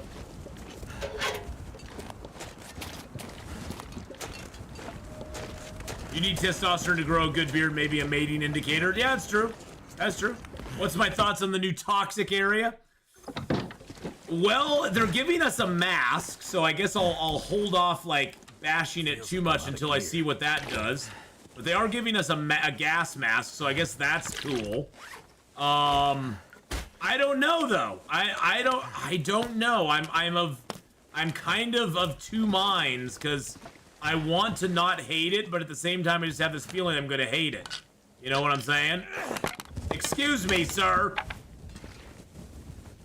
I have this idea. I don't know. I just have this feeling I'm not gonna like it very much, but yeah, the flask I'm excited about. The travois I'm excited about. I'm excited about seeing gloves. I'm excited for the new carcass harvesting animations. I think that will be cool. I'm excited to see, like, our sleeves on our arms as well. It's been a long time coming, but I think they're gonna do well with it. All right, there we go. We got a fire going. I just want to get a fire going before we got it. Okay, there we go. There we go.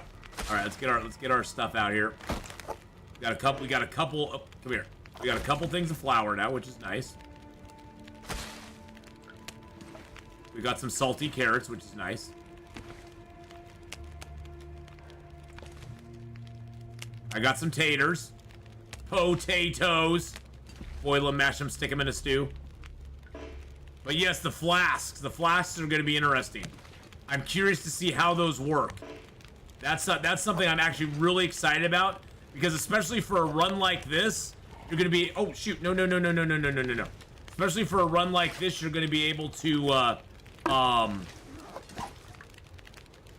going to be able to carry hot liquid around and warm yourself up, which is very, very important when you're trying not to lose health.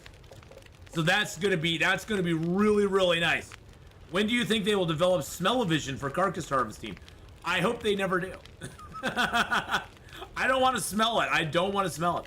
I want to know what the flask looks like. I haven't seen a picture of those. Yeah, I haven't seen a picture of those either. Wonder if you can eat the poison wolves in the new zone. That is an interesting thing. I don't know if you can. I'm not sure I can carry much more. You know, Will, you just got to learn to chill out a little bit, my friend. I'm going to drop some of these here, because we're going to need those when we go to the new zone. We're going to drop most of those here. We're going to drop most of this here. There we go. Get rid of all that wood weight. We're going to drop the book here as well. Actually, you know what we should do? We already read the other cooking book. It just is not lining up properly. It's annoying me now. We're gonna pick that kitchen book up. Drop that one.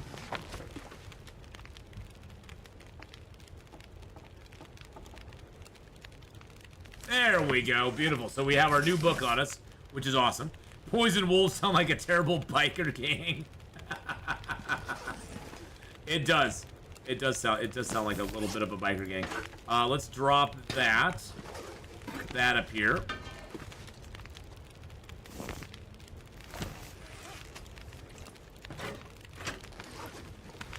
Now, witness the power of a 6-burner stove.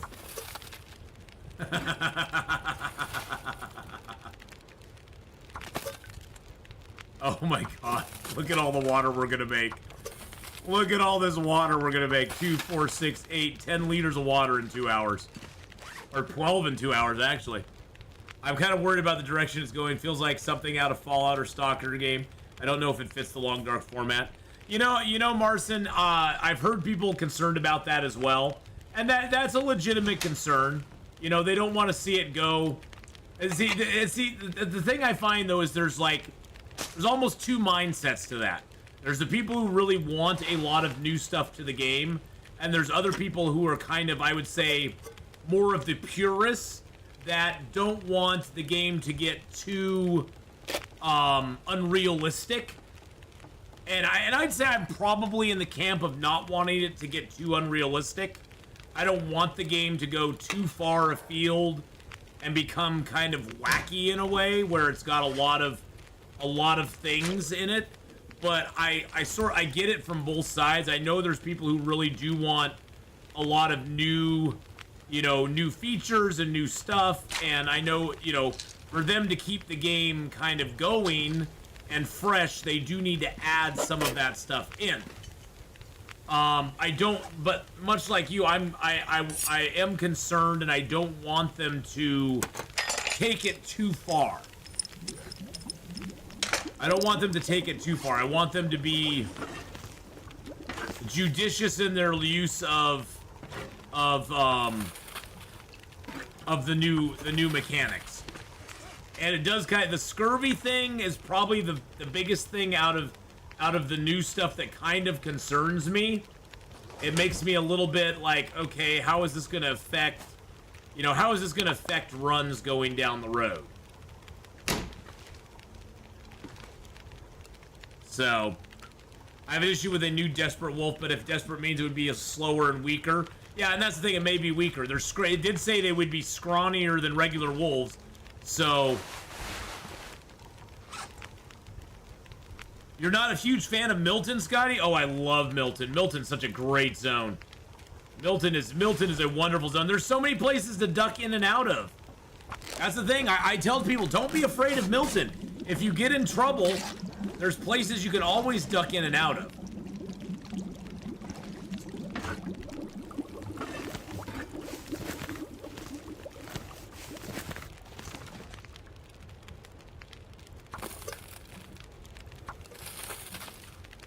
We have so much water on us. Birchbark tea will probably be a source of vitamin C. It probably will. You're probably not wrong. Which would suck, though, for those playing on, no one gets out alive. I mean, there's going to be certain things that kind of suck for certain players, I would guess. This bag is getting kind of heavy. Shh. Will, just take it easy, buddy. It's going to be fine. It's going to be just fine, my friend. Every little thing's going to be all right. There we go.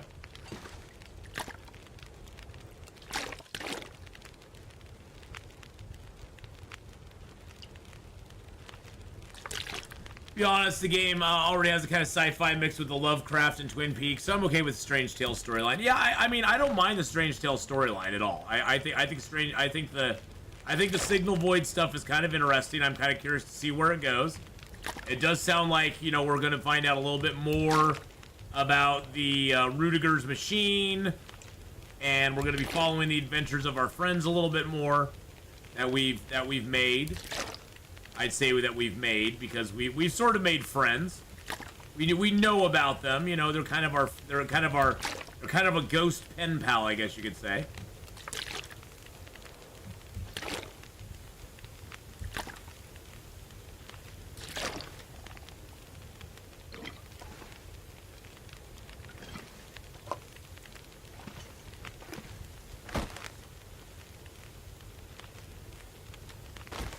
There we go.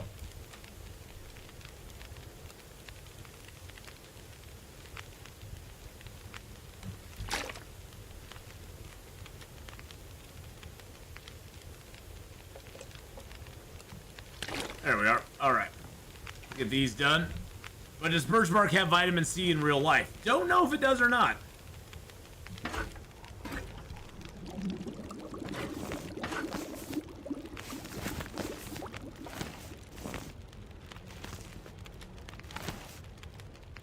All right, let's grab some torches. A drying rack and smoker. Oh god, I'd love those, General Mom. I would love a drying rack and a smoker. That would be so fantastic.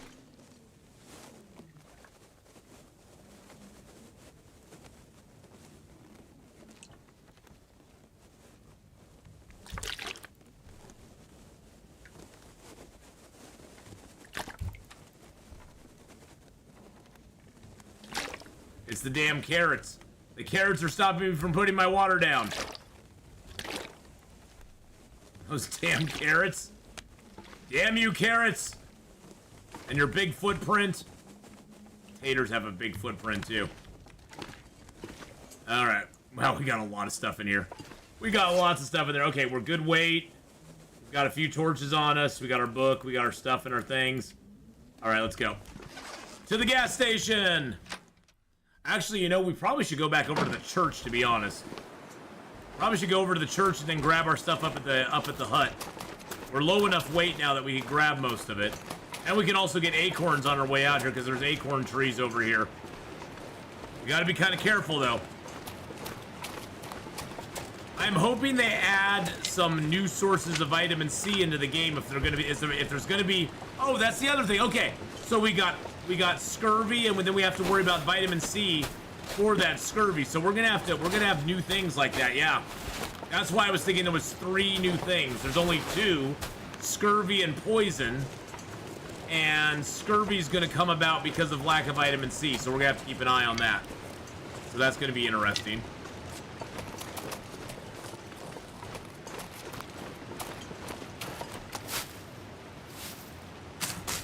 Has anyone done in real life cooking based on new recipes? Some games have cookbooks these days. How do we cure poison? No idea, Nana. Not a clue. I'm assuming they're going to make the antiseptic, or maybe like these old man beard dressings, something you can use for that. And maybe acorns will give us a vitamin C as well. I don't know. I'm assuming they'll make some sort of bandage that we can do it from. That's what I'm guessing anyway. I don't know. I don't know for sure, but I'm assuming they'll do something like that. Loads of acorns behind the Orca station. Yep. Well, I'm getting you food, buddy. Just chill out. It's gonna be okay. You're gonna be just fine. The rose hips have vitamin C. My guess is they will use both.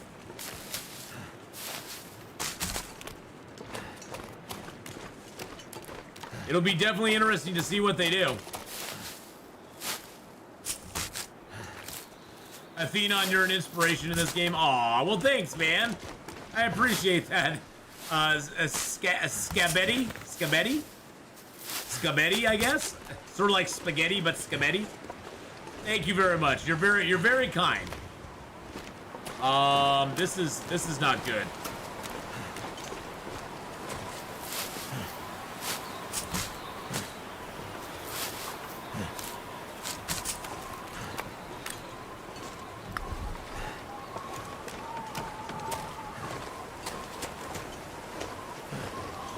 This is not good at all. This storm coming up hasn't blown our torch out yet, but that's going to happen very, very soon. Very, very soon. Yep, there it goes. That's what I thought.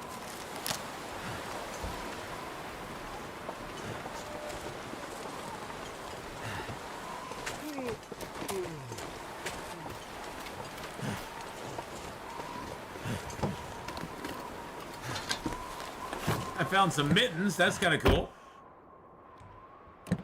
Okay, this hungry hippo needs coffee and or food. Well, Faith, go get some coffee and or food for sure. We don't want you going hungry, darling.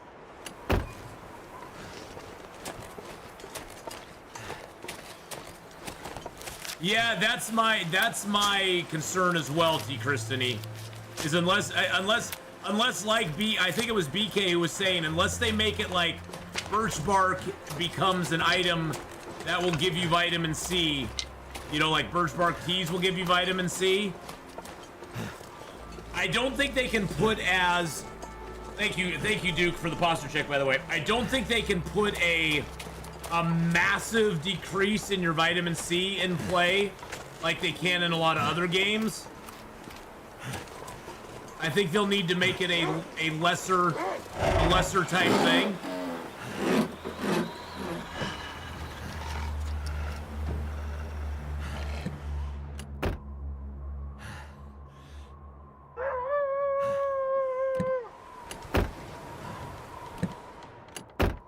They'll have to make it a lesser thing than it is, but you know, I think it'll be a factor.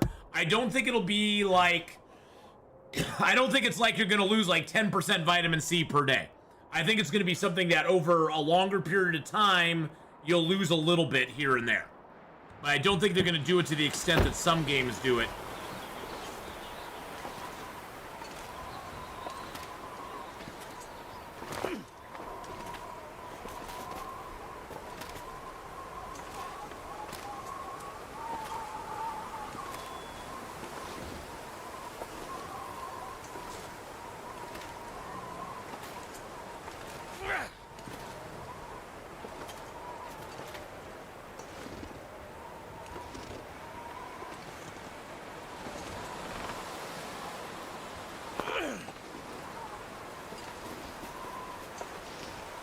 Go get that rock, boy. Go get it.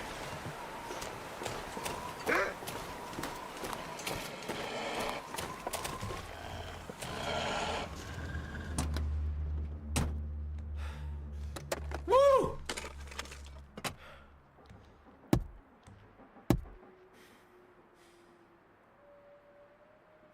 He's standing right there.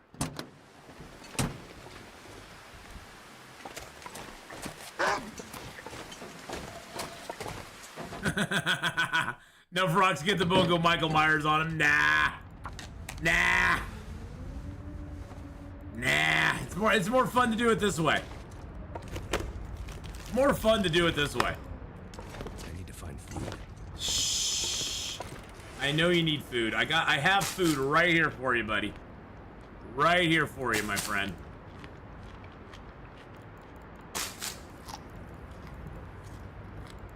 And we'll get more food when we get down to the gas station. So that's the other good bit of news. And there's more cattails in the zone that we haven't picked yet, so.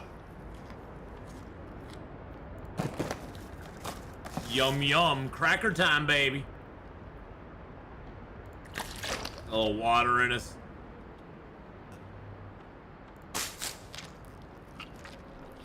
I still haven't found a battery in the zone, which makes me a little sad, to be honest. We may have to bring a battery here from another place. There's a candy bar.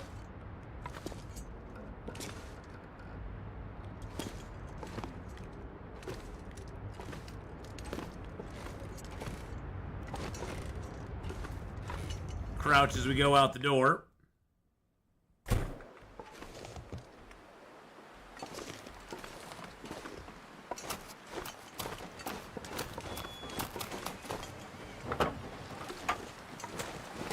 I hadn't checked that car.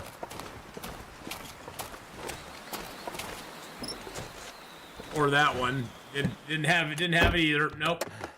That's okay.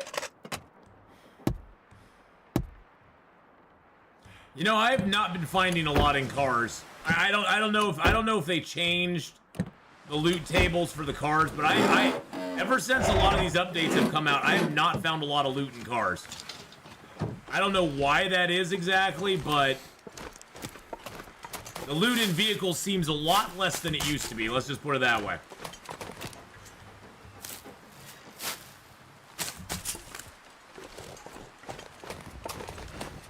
Yeah, they have to somehow make a renewable way to combat scurvy. There has to be something renewable that you can get that will combat it. If they don't give us a renewable way to combat scurvy, I think people are going to be a little bit annoyed. I checked the cars on the bridges. The ones I haven't checked the truck at the farmhouse, and I have not checked the car over by the garage yet, or the truck over by the garage. So those may have a battery for us, but I'm not sure. So I'm not completely hopeless that we'll find a battery. I'm just a little disappointed at this point. We may or may not find one. Well, and that's the thing too, is it all depends also, BK, on how much vitamin C you require and how much certain things give to you as vitamin C. So if you require a little, and each rosehip tea, say, gives you enough for a while, I think they'll balance it out okay. I just don't know. We'll have to wait and see. As with everything, I'm kind of a wait and see kind of guy. I'm a wait and see kind of guy, wait and see. I'm not gonna like throw shade on him just for, for just doing it.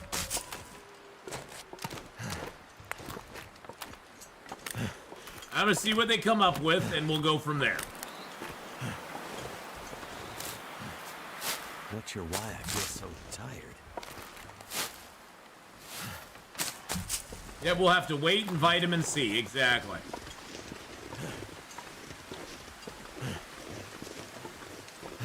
But yeah, if it makes it so on like an Interloper run, you can't live past a couple hundred days because you run out of vitamin C, and then you inevitably get scurvy. Again, I'm against the Kobayashi Maru type situation. Sure, do I want it to be a struggle? Yes, but I don't want it to be a hopeless endeavor. I don't like hopeless endeavors. I like a struggle, but I don't want to be like feeling like I'm completely hopeless, that it's basically there's no way out.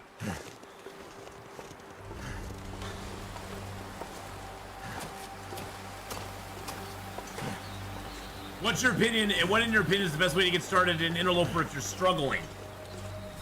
If you're struggling in Interloper, I would say don't play Interloper right away.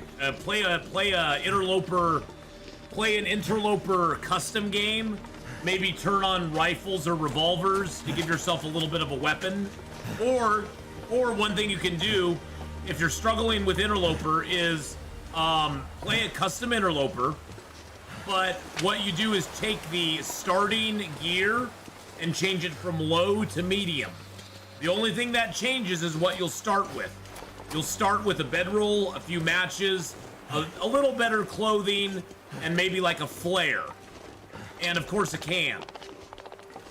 And so if you change the starting loot in a custom game, if you do a custom Interloper and just change the starting loot from low to medium, it'll give you more of a chance to kind of move around and find where stuff is. The main thing with Interloper always is just you gotta move early game. Where are those? Oh, there's one right there. There's one right there.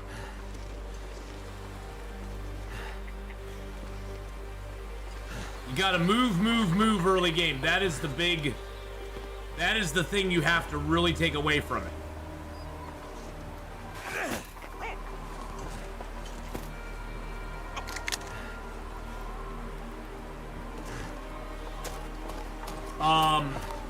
But yeah, I mean, map knowledge is all the key, is a real key to that too.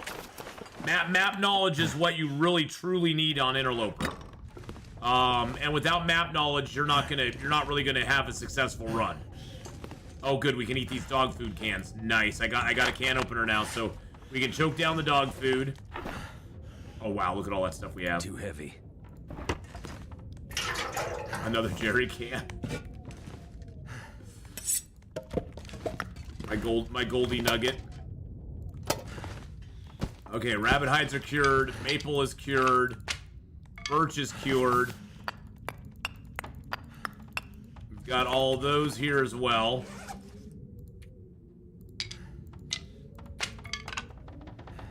But that's what I would recommend. Is, you know, Interloper is a tough beast. You know, or play a custom Interloper and start in a zone you're familiar with. You know, if you really like Pleasant Valley, start in Pleasant Valley as a, you know, do a custom start and start in Pleasant Valley. If you really like Hush River Valley, do a custom and start there. You know, so you can kind of pick and choose where you want to start based on, you know, what you're comfortable with, because really, you know, the main, oh wow, we got a kilo of it. I hope it's an actual kilo. The main thing with Interloper, the first thing you need to do is find matches. Matches are like, or some way to start a fire. If not matches, some way to start a fire. So you need to find a way to start a fire, and once you've done that, you're halfway to your goal, because after starting a fire, you need to get water. And, you know, and starting, you'll always have a can, so it's not a big deal. You'll always have that can, so you can make water no problem. Now, once you get water, you need a place to sleep. So it basically goes fire, water, sleep. Getting too heavy to carry. And whether that means getting to a building that has a bed, or finding a cave that has a pre-made bed in it, 6 of one, half dozen the other. But that's sort of like your main goals early Interloper, is getting that fire secured, getting water secured, and then getting sleeping arrangements secured. Food, that's also important, but you can live longer without food than your food is less important at the very beginning, like that first day. Food is less important than water. I'm too tired to think straight. Oh, I forgot I'm losing health for that. Gosh dang it. Okay. God dang it, I forgot about that. Let's get a couple hours sleep. Gosh dang it, I should... Oh, we got Carcass Harvesting 3, nice. Let's get like 4 hours of sleep. Urgh. Totally forgot about that, I should have canceled it. Yeah, they might bring in a new berry. I mean, you know, they've done a lot of stuff, Nuka Goblin, in the game. They've done a lot of stuff in Long Dark where they haven't announced certain things, and then they just put it in the game. So they've done a lot of stuff like that in the past, and I wouldn't put it past them doing that in the future as well.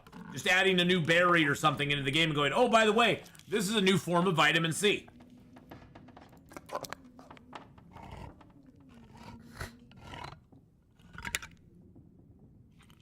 Oh yeah, and cattails, that's the bread and butter, baby.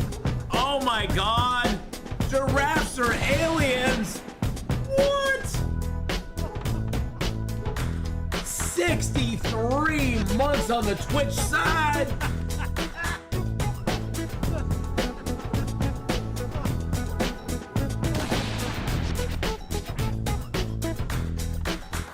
Thank you so much for that 63 beautiful months. Oh my goodness gracious. Aliens 71 that is crazy. 63 months. 63 months. Less than 3. Hi, how you doing, giraffes? So good to see ya. So good to see you. We're still going strong over here. Going strong. Survivalologist, how you doing? How's it going, my friend? All right, so we got a couple extra cans on us now. I can tear that torch apart. We're gonna do a little maintenance stuff. I lost a couple percentage points of health because I did things while I was not. I lost 3% health because I was breaking stuff down, which was just stupid of me to do. We've lived 15 days, 22 hours. This is our best on this run. So we got those. We can prepare the acorns. Let's do that. That's what I'm worried about, a poisonous bear. No, do not do that. You get vitamin C from lichens. Maybe the old man's beard will become edible. That'd be kind of cool. I'm thinking the old man beard, they might utilize that as well to allow us to allow us to cure the poison as well. You know, they'll modify it to be like a sort of a cure-all for poison and the infections and stuff like that. I'm not going to prepare the burdock. Oh, that's weird. The rose hips and the burdock traded places? Oh, because I didn't have it alphabetical. I had it by hands. Okay. I was like, wait, what the? Yeah, that does make a difference. That's interesting. That is very interesting. So will they put the cougar in the new mine regions? Not that we know of, no.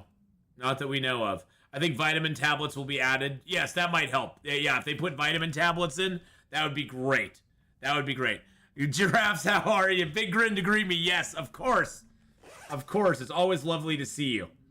We got 4 acorn grounds already. We've got 2 burdock here. We got 4 burdock root back there. You know what that means? Once we get cooking 5, boys and girls, that means we can make preppers pies. Because we got cooking oil and salt. Look at that. We got everything we need. And that's 25 health right there. 25 health. So where are the cougars going to go? Well, they have another zone coming out. They have another zone coming out for Interloper, or for all the games. So they have another zone coming out. I believe it's like a canyon or something like that. Or some sort of new region. So the cougars are probably going to go there. Pies are good for you, Mom says so. Yes, they are good for you. My mama told me my pies were good. All right, let's eat up. Do we want to risk the candy bar? Yeah, let's risk it. I know it's not a huge risk, but it is a risk. I've gotten food poisoning from 40% candy bars, so. Cattail is rich in beta-carotene, niacin, riboflavin, thiamine, potassium, phosphorus, protein, amino acids, and vitamin C. Hope it's not going to be poison timberwolves. No. So there's going to be 3 major regions: Forsaken Airfield, and then what are they calling this new one? They're calling it the Poison Wastelands, or the Zone of Contamination. Zone of Contamination. That's what they're calling it. And look at this nasty wolf. Look at that bugger. He looks very, very mean. He looks very, very mean. I do like the picture. I mean, this is a pretty cool picture too. Looks like they're gonna have that big mine. There's something down at the bottom, and then there's gonna be like bunkhouses over here. Looks like a little bit of a lake over here or something. Maybe that's a poison lake, like bad runoff or something. I don't know. Who knows? But yes, vitamin tablets will be behind the gas door of cars. Maybe. So I don't know if the cougars will only be in one region, but they will not be introduced with the newest stuff. No, they are not going to be introduced yet. Did the Dev Diary say what the poison zone was made by? Something to do with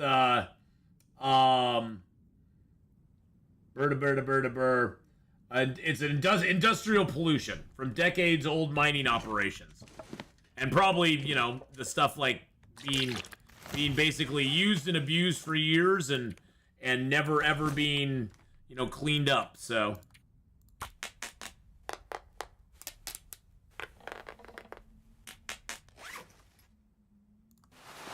we did find a few pieces of clothing here to tear down, so we'll tear those up.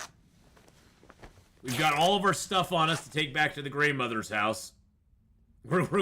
We have so many decisions to make. We do have a improved insulation. We're running 16 degrees warmth bonus already. We don't even have one of our coats yet, and we're already running 16 degree warmth bonus. I don't think we can make. Oh, we could make a rabbit skin hat.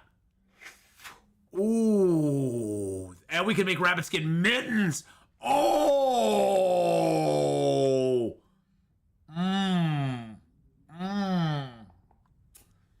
Ooh, that's tempting.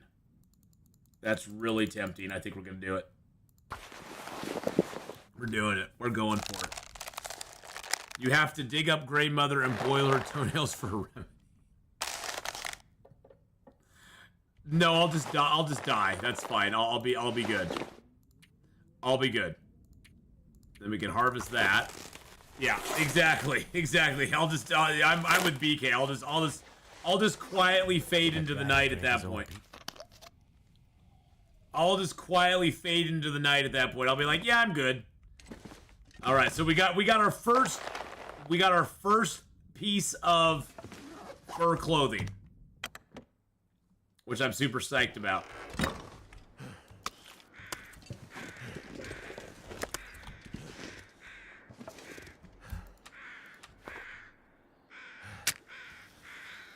No way we can get a if we can get a Maglins firing this, I'm gonna be so pissed. Okay, good. I was like, wait a second, I just lit that. Turned out pretty well.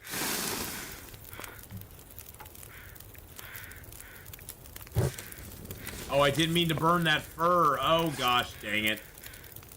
Oh, my hammer's at 100% anyway, so it doesn't matter.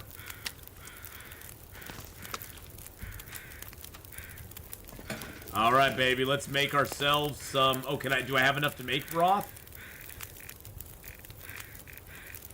Oh, do I not have enough water? I don't have enough water. Okay, hold on a second. We need to grab some water. The insulated flask and the new animations I'm very excited for. That's going to be so awesome. I'm excited for the flasks because that means that we're going to be able to keep stuff warmer. Like, you're going to be able to make broth and then keep it warm over the course of your adventure. That's what I'm excited about. You're going to be able to make broth and keep it warm, or you're going to be able to warm up teas and keep them inside the flask and keep them warm, which is just going to be awesome.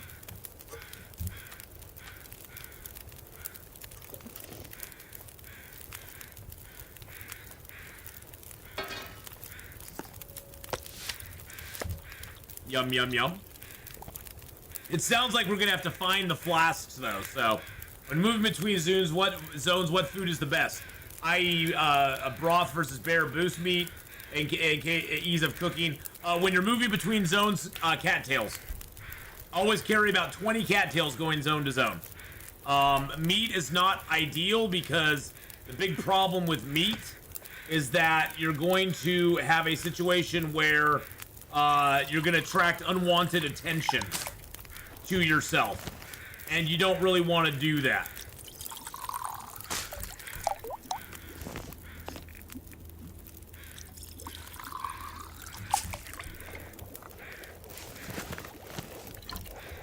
And there's our first bunch of broth, baby. Oh yeah.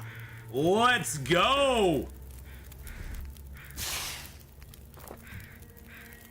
Most of the thing I'm looking forward to is seeing the new region, watching pro players get lost again. Oh, I can't wait for that either. I am so excited to be lost again too. Saplings will be needed to make travois, yeah. So birch or maple, yep.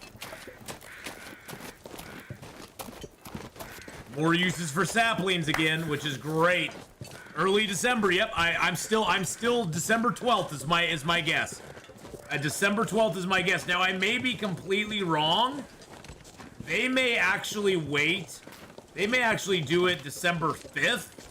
I don't know.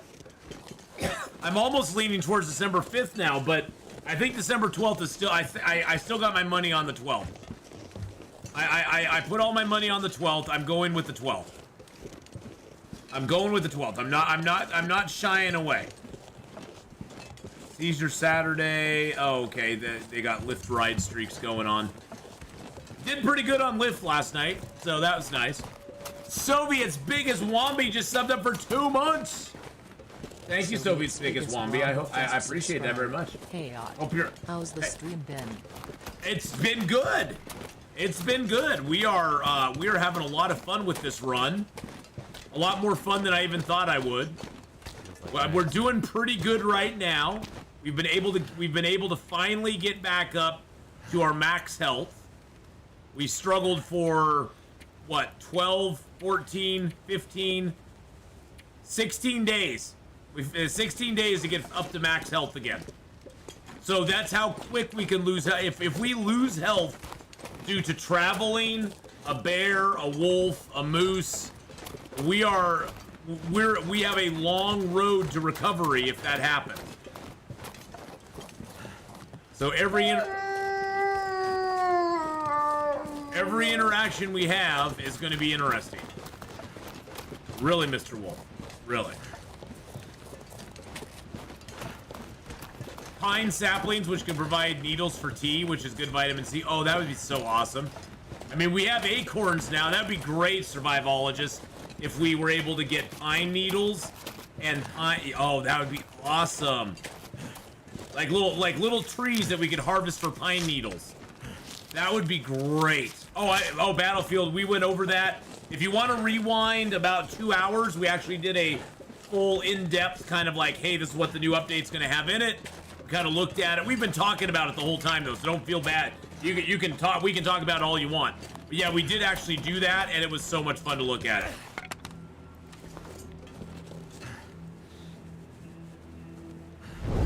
How was your bear dancing, Ath? Don't recall seeing you do that before. How was just bear dancing? Bear dancing? What do you mean bear dancing? I've been waiting to start playing this game again until my birthday since I can't afford Tales from the Far Territory yet. TFTFT.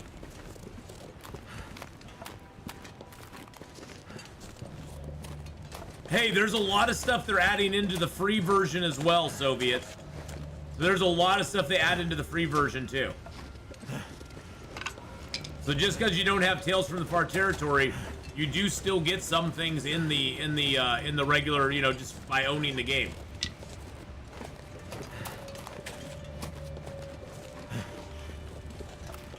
Oh, okay. When you get in a tight circle with a charging bear and kill it with arrows, yeah. I try not to do that. I think it's kind of cheesy, and I think they will correct that at some point, so I don't want to get too used to doing it, because I think that could be dangerous down the road. Because the bear could just gank me and I'd be dead. So I don't want to get used to it, but yeah, you can do that. I do think it's a little cheese whiz there, but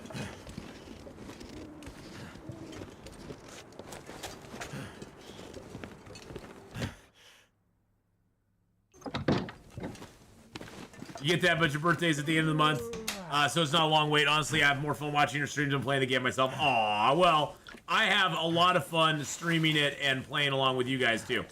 Okay, so I'm gonna take my cloth out. I'm gonna take my ptarmigans out. I'm gonna put my burdock root in. Put my acorns in. This gear's starting to slow me down. Put that in. Oh, I left birch and maple up there, didn't I? Oh no, I never put the birch down.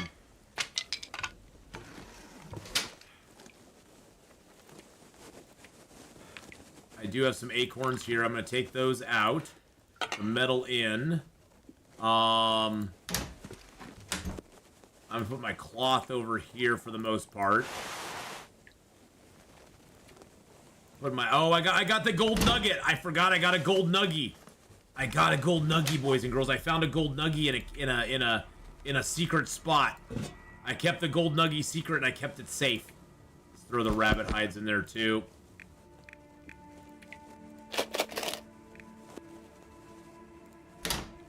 I found it in a safe in in a prepper's cache. So since we're playing on custom Interloper, it actually is putting things in the prepper's caches, and I'm like, you know what? We're just gonna use it anyway. I don't care. Cause yeah, on custom Interloper, you actually get prepper's caches with stuff inside of them. And surprisingly, we've actually found 2 prepper's caches with stuff in them, both here and in Hush River Valley. So we actually have had 2 prepper caches so far that actually had items inside of them, which I thought was pretty wild. Okay, I have 3 jars of salt. We'll drop 2 of those here.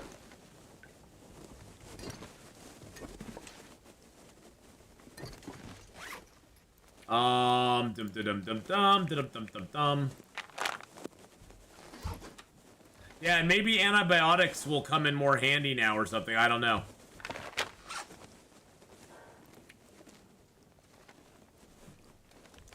Yeah, it's a gold nugget. It's a gold nugget. I found that in the prepper's cache inside a safe. I don't know what it's for. I'm assuming what I'm assuming it is for is I'm assuming that it will be utilized in conjunction with the trader. That it's sort of like one of those things that you'll be able to find inside prepper caches, and you'll be able to utilize it with a trader. That's the only thing I can really think it would be useful for. Those are getting cured. We do need to go get some rabbits and cure their guts up.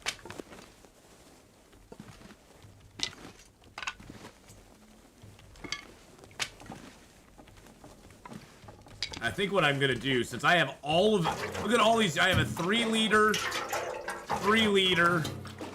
8.88 liter. I think I'm going to make up a bunch of torches, because I like having my own torches that I don't have to worry about. And I have plenty of cloth, plenty of sticks, I have plenty of materials for them. We're getting tired. Let's go upstairs, get by our bed. Let's make some torches. I usually don't make torches, but we have so much material for it. It's like, why not? I can make that large prepared acorn.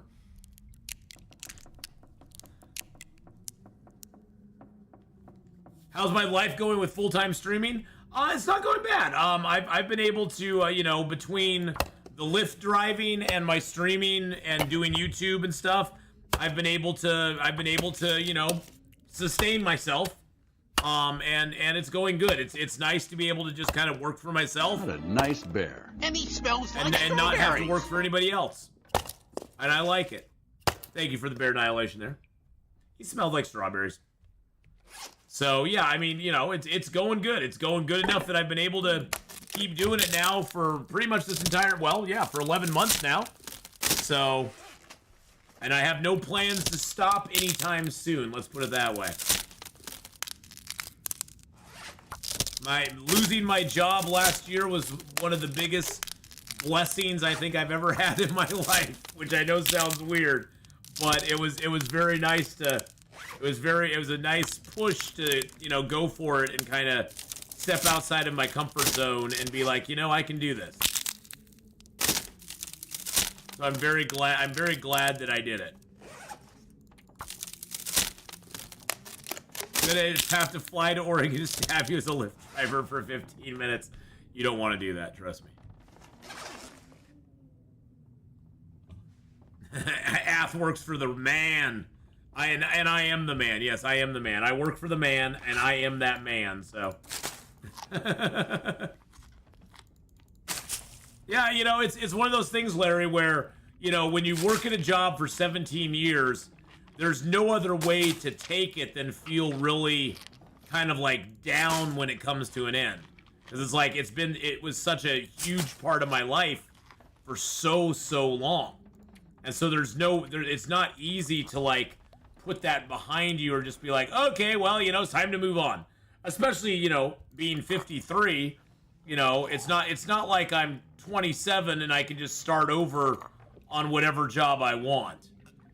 You know, being the age I am, definitely, you know, I'm not gonna cry boo-hoo or anything. I know that it restricts severely my employment opportunities out there because I am not a long-term prospect for somebody who's looking to employ someone. Nobody's gonna look at me and go, oh, he's gonna be with the company for the next 20 years. Because I don't have 20 years worth of work left in me. You know, I've got maybe another 15 that I could put in at a regular job before I, you know, retire. But it's nice because now I'm kind of like semi-retired and I could do this for the rest of my life. So, I always worked in retail. I worked for a company where I was basically doing the bookkeeping, the payroll, the ordering, receiving, delivering, managing the POS system, basically doing all the stuff that my boss needed to do for me. I was sort of like an executive assistant for a guy. He had a small chain of tobacco stores here in the Portland area, and I was sort of his like administrative assistant, where I pretty much did all the stuff that needed to be done. Which lent some freedom to my schedule, but it also had a lot of responsibilities that went with it. One of them being that for basically about 15 years, I never ever took a Wednesday off, ever. I couldn't take Wednesdays off because that's our biggest delivery day, and he needed me to work those days all the time, so I never got a Wednesday off. But I always got my weekends off, so that was nice. Always got weekends off, and you know, and pretty much I got to make my own, you know, I got to make my own schedule. As long as I did certain tasks and I fulfilled my job requirements, there was nothing really required of me beyond that. So the job had a lot of restrictions, but it also had a lot of freedom in it as well. And I wasn't ready to go back to a job that had a lot of restrictions. I was not going to do that. It's sort of like, you know, once the bird is uncaged, you can't really cage the bird again. Battlefield on YouTube says, same here, Ath. I left my corporate job 2 years ago, and now I'm a full-time poker player. Couldn't be more happy for the risk I took. Exactly.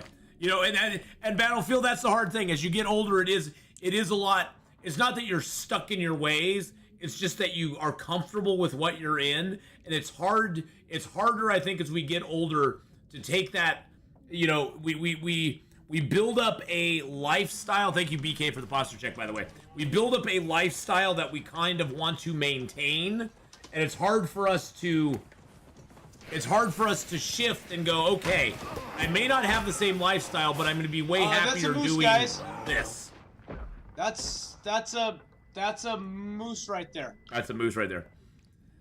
I'm going to start streaming on a new platform called Punch. Now I control on 3 platforms. Yes, BK, you can. I am a lot less stressed these days, Larry. There are stressful moments. I mean, you always will have stress in your life no matter what you do. But I am a lot less stressed these days for sure.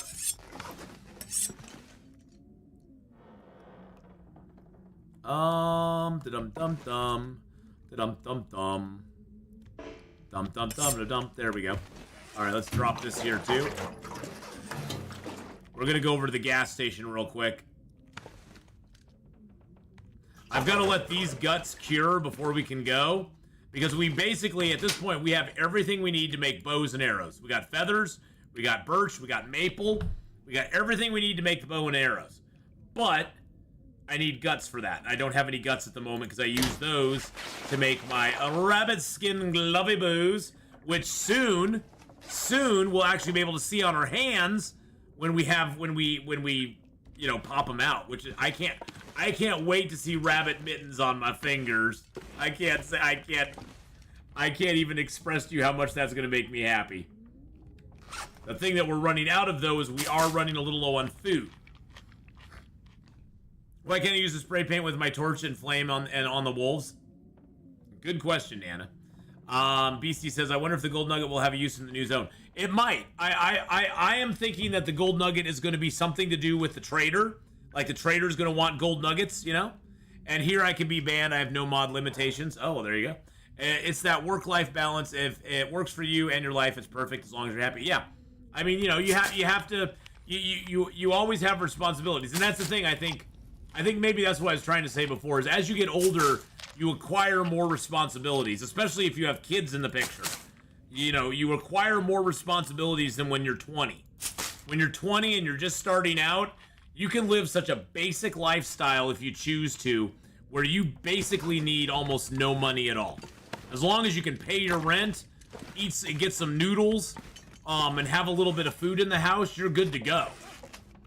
But as you get older, you know, you definitely start acquiring things and getting a lot more responsibility put into your life, and it's harder to switch jobs up. It's harder to make changes in your life like that because of those things that you have going on. It's not impossible, but it is a lot harder to do that. You know, there's these 2 houses here we never explored. This coming update will be huge for Long Dark. Can't wait. Oh, I can't wait either. I can't wait either, Battlefield. It's gonna be humongously awesome. It's gonna be so you know, for me, you know, I honestly, I know a lot of people are upset that Long Dark has been slow in getting some of the update stuff out. For me, I'm like, I'm okay. Take your time, Hinterland. I would rather Hinterland. Oh, there's some oil right there. I would rather have Hinterland take their time, get it out slowly but surely, and it be good when we get it. And it not need a lot of updates and a lot of patches and a lot of, you know, fixing once we get it. I'm trying to grind it out when I get to my 20s and 30s so I can retire like 45, get to do content creation, photography, something else I enjoy. Yeah, well, and see, that's the thing.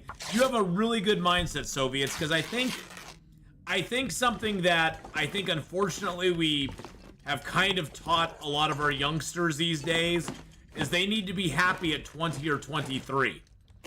And you know, I was brought up with the idea in mind that, you know what, your 20s and 30s, you need to bust your ass so that, you know, by the time you hit your 40s, 50s, you can start looking at retiring and kind of enjoying your life and really living your life. And not that you need to not be living in your 20s and 30s, but honestly, if I could go back in time, I think I would have even changed some of the stuff I did then, because I was very foolish with a lot of things I did. And I was focusing very much on the immediacy of my pleasure instead of focusing on the long term and trying to there's a pot, and trying to acquire, you know, basically give myself more leverage towards the future. And I wish I'd given myself more leverage to the future. If I could go back in time, that's the one thing I would change, is kind of like be like, hey, you know, you need to like do a lot more saving, think a lot more long term. It goes back to life is long. Life is long, and you have your 20s and 30s to really prepare for that, because those are the times where you can live very frugally if you choose to. You can live very frugally, and you don't have a lot of responsibility on you that is going to generally come with living life. The older you get, you inevitably get more responsibilities. It just happens. I mean, you get cars, you get vehicles, you get kids, you get all these things added into your life that you don't have when you're young. And I think if we encourage people to take more advantage of those young years than we do now, I think whoa, that's open. Okay, that's wild. I think it would be beneficial. I know it would have been beneficial for me if I had taken advantage of it. Well, I think, you know, the education system has been very warm and cuddly to our children for a while. And we've seen what result that's having. We've seen the results that are coming out of that.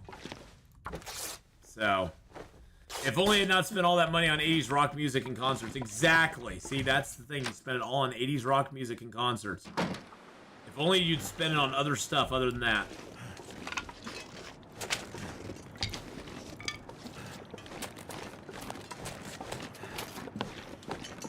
I've got a fish. I actually have a rainbow trout. Oh! Wait a second. Wait a hot goldarn second. Hold on. Hold on. We could make trout stew. Could I make...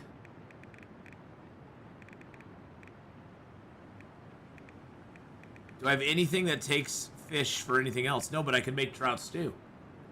There's no canned recipes yet. I can't wait for that. Can't wait for that. I want those to come around here. Excuse me! Excuse me! Sir, Mr. Wolf, excuse me. No, excuse me. You don't get to be all wolfy howly. No. No. You know, the problem is, though, here's the thing. The benefit that the stews give me, I can't take advantage of. because the stew gives you improved rest. I get no health back from sleeping at all.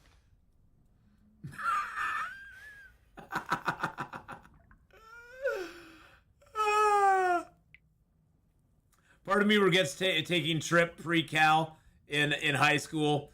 Not like I use ever 30 years later. Yeah, I mean, we do a lot of stuff in our younger years, General Mom, that we never use later.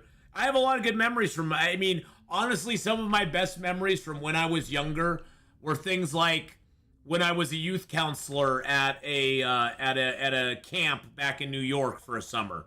Is one of my fondest memories of when I was younger. You know, where I actually feel like I made a difference.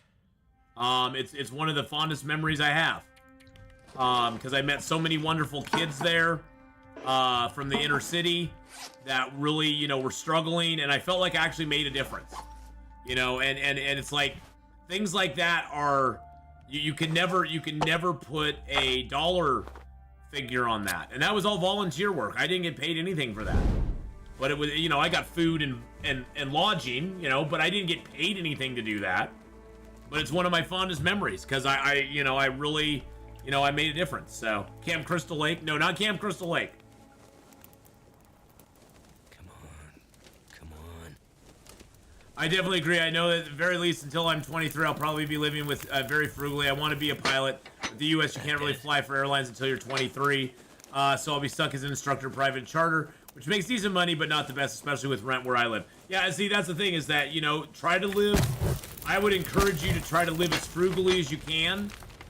I think the biggest thing I hate about stuff about stuff these days is how commercialized everything is these days. Everything is so spend as much money as you possibly can in as short a period of time as you can, and it's like they don't really teach how saving money can really be beneficial to you these days. You know, buy my merch, of course. You know, spend money on my merch, of course. But, you know, save your money otherwise. You just had to go there, BK, didn't you? You had to go, look at this hypocrite. He's telling us to save money at the same time he's pushing his merchandise. What a jerk. What an absolute jerk.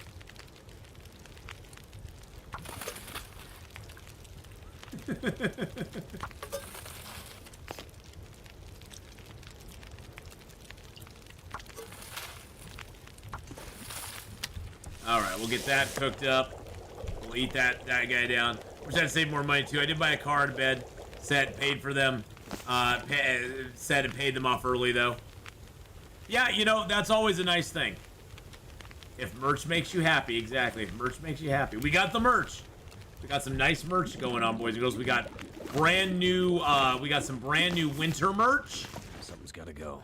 We got some holiday merch, which is great. I love having holiday merch, so made an effort to get that out. I don't want to feel like I'm being assaulted. Ayo.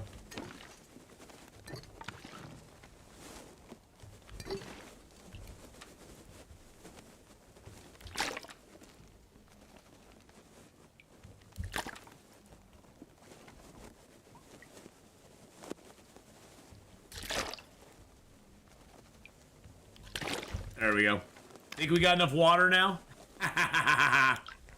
Did I heat up the coffee that was already prepared? I did. I have not. I don't even know which one it is, though. I think they're all at 100%. I'd have to heat all of them up. So I'm not going to bother with that right now. It's a bad idea to store your water by your flour. Probably is.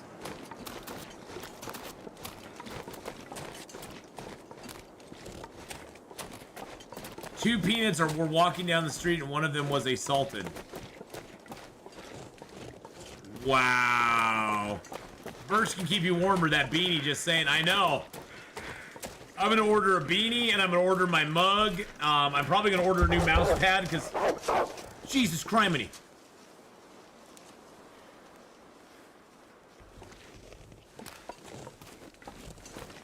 Okay, let's keep moving.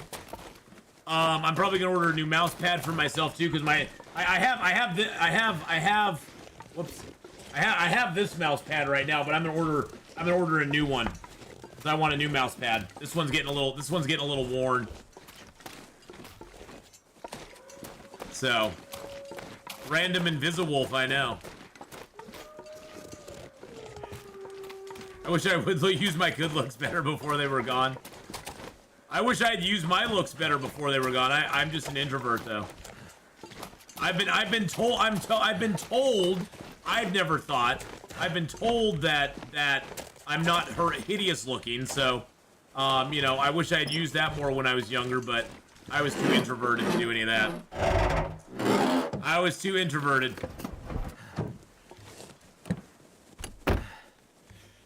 My face is pretty worn out on your mouse pad. Aw, you're so sweet. You know the thing though. You know the thing about it though, Faith, is I'm glad I was never like super popular in high school. Or it forced me to grow a personality. Woo! Woo! Forced me to grow personality.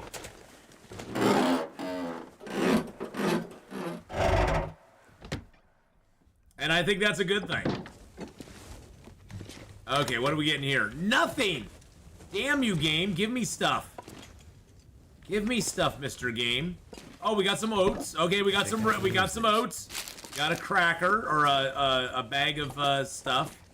Got a candy bar. That's always nice. My personality is my Riz. I hate that word. I hate that word, Riz. I'm just like, my son says that. I just look at him like, really? Really? I know it's so hard to say the word charisma. I know that's so hard to say. You know, where there's just those words that just make you go, just make you shake your head and you go, ugh. You just kind of roll your eyes and go, ugh. That's one of them. My son says that. And fire. He likes saying fire. And I'm like, where? Where's there a fire? What's on fire? He's like, no, Dad, that's fire. And I'm like, no, there's no fire. There's no fire going on, okay? Trust me. If there was a fire, we'd be in a bad position.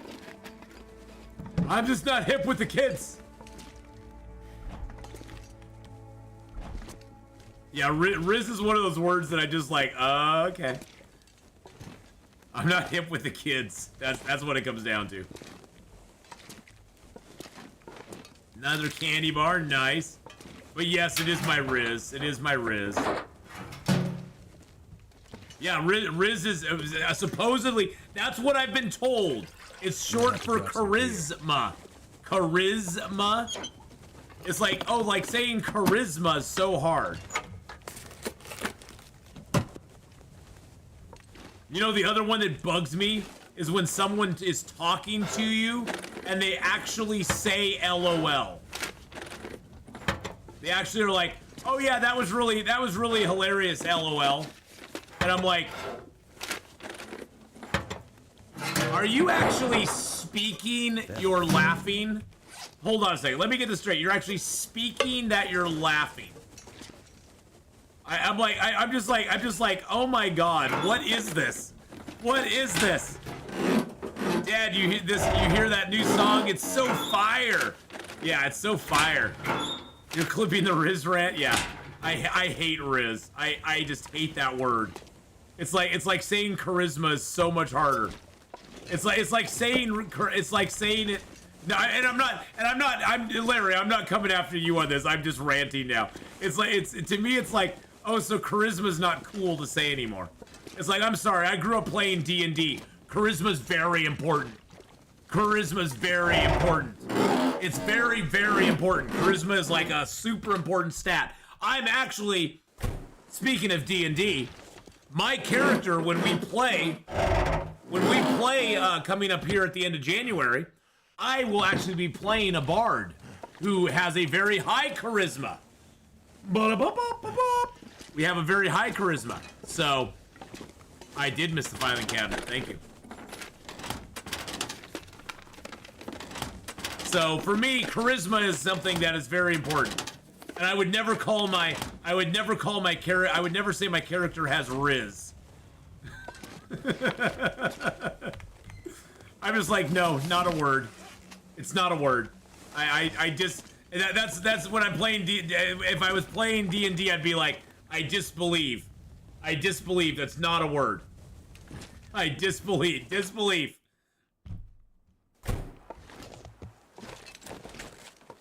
There's an oak tree.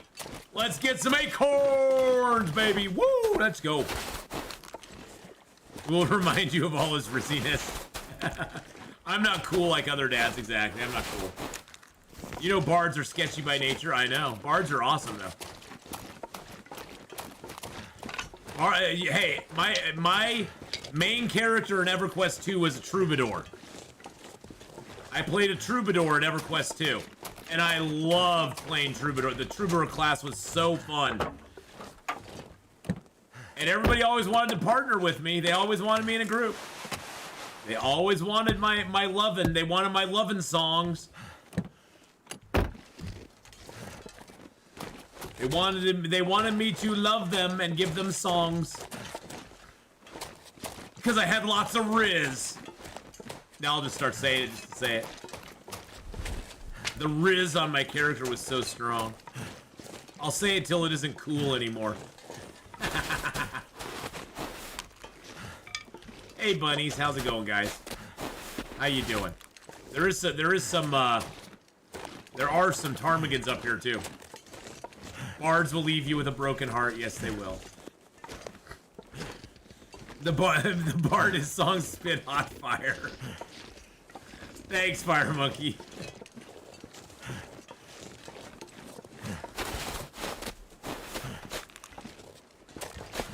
You know, back in my day, it was so simple. We had dude, and dude covered everything. You know, dude was like the catch-all term for everything. Yeah, overuse it so it drops it cool. It's cool. Exactly. If you overuse it, see, that's the thing. That's the thing, boys and girls. As parents, you got to remember the quickest way to stop a verbal trend that you don't like is to start using it like crazy. Because once the parents start using it, the kids are like, oh, it's not cool to use that term anymore. It's sort of like when everybody's parents started using Facebook, Facebook became uncool to use any longer. So the quickest way to get it out of the verbiage is to use it like crazy. Just be like, oh yeah, that's so fire. Oh, that thing has so much riz. It's got so much riz, it's fire. And then all the kids will be like, oh no, I can't use it anymore. My parents are using those terms. It's not cool any longer.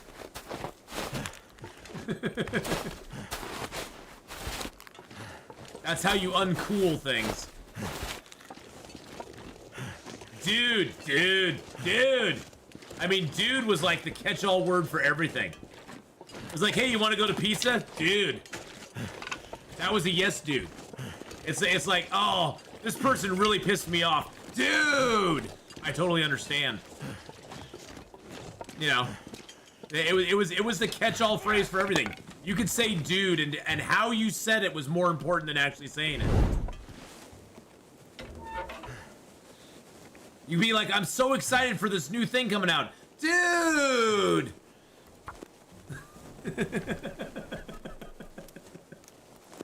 So clutch, yeah. You know, I'm gonna try to make fetch a thing now. Give it up, Gretchen. Fetch will never be a thing. That's so fetch. It's so fetch. That's what always makes me think of. That's what those terms always make me think of. Is when Gretchen Wiener in Mean Girls was trying to make fetch a word. She was like trying to make it like the new catchphrase. It's so fetch. Hey, I can't stay been looking for a while. Oh, Style Zach! You sexy son of a bee sting. How you doing, buddy?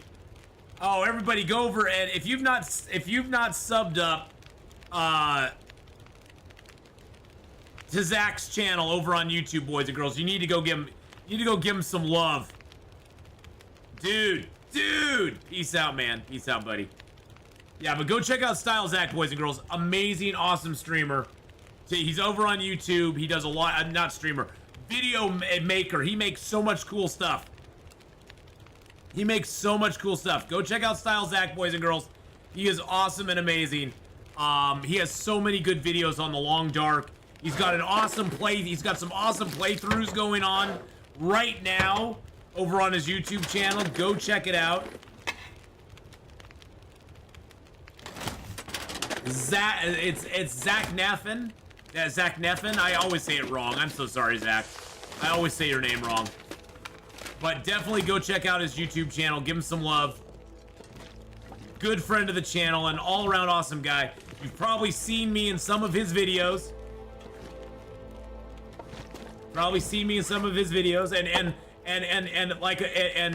And he has total permission to use any of my stuff and put it in his compilation videos whenever he wants to. Because he's a good friend. I love him to death. Thank you, Style Zach, so much, man.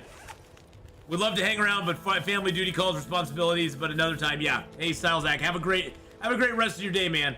Thank you for coming by. Much love, buddy. Much love.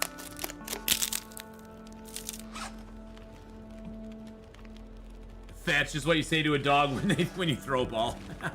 His latest video for No Man's North. Yes, I just saw that up there today. There's his latest video, boys and girls. Go check that out. I'm gonna throw that link up on YouTube as well. Here is his latest video out. There's a link to his latest video, boys and girls. Go check that out. And definitely go give him some love, my friends. He's a great dude and a good YouTuber, and he makes some really cool stuff over there. I could have sworn there was ptarmigans up here. I could have sworn there was.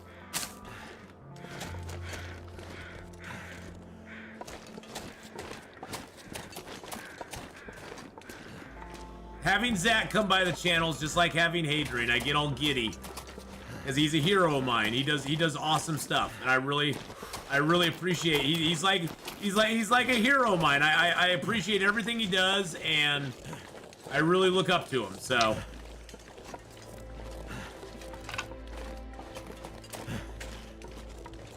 Which is probably why he doesn't say much, because he knows I'm just gonna gush. He knows I'm just gonna gush over him, so. Which he's totally worthy of gushing over, so. You missed him. Yeah, you just missed him. He was just here. He was saying hi and goodbye. I don't think I got this. I don't think I got the acorns off this tree yet. Yes, more acorns for us, baby. Oh, yeah.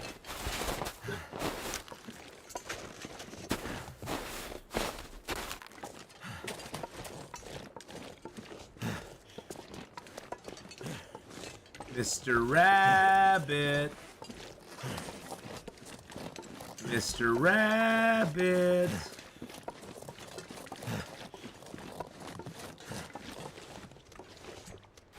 Oh, dang you. How did you see me? How did you see me?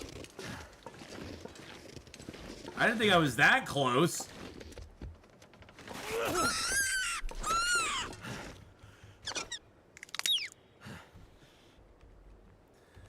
That is the worst thing ever. Interland, I hate you for putting that in there. It makes me feel bad every time I kill one.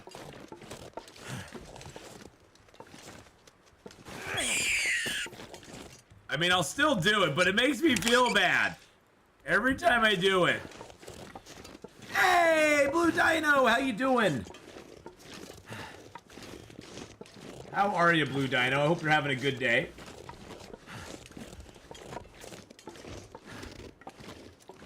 Give a little shout out to our friend, the Blue Dino. Go check out Blue Dino. Playing some Long Dark. The bird is worse. I'm good, just slept for like 12 hours. Nice. That giggle. It's like, oh my god, I got it. I feel the same way every time. Every time I get a long shot kill like that, it's like, woo!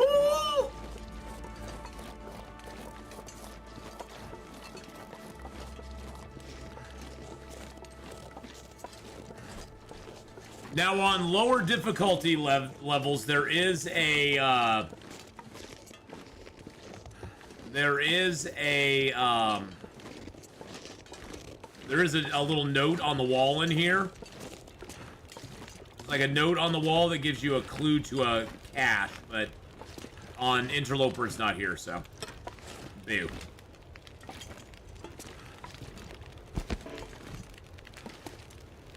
That means dull fatigue meter.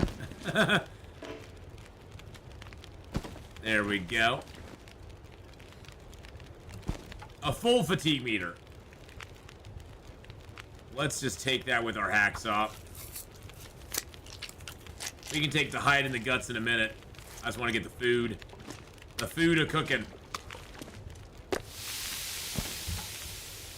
Ooh, that was a fatty rabbit right there. Just need to close my eyes. Oh.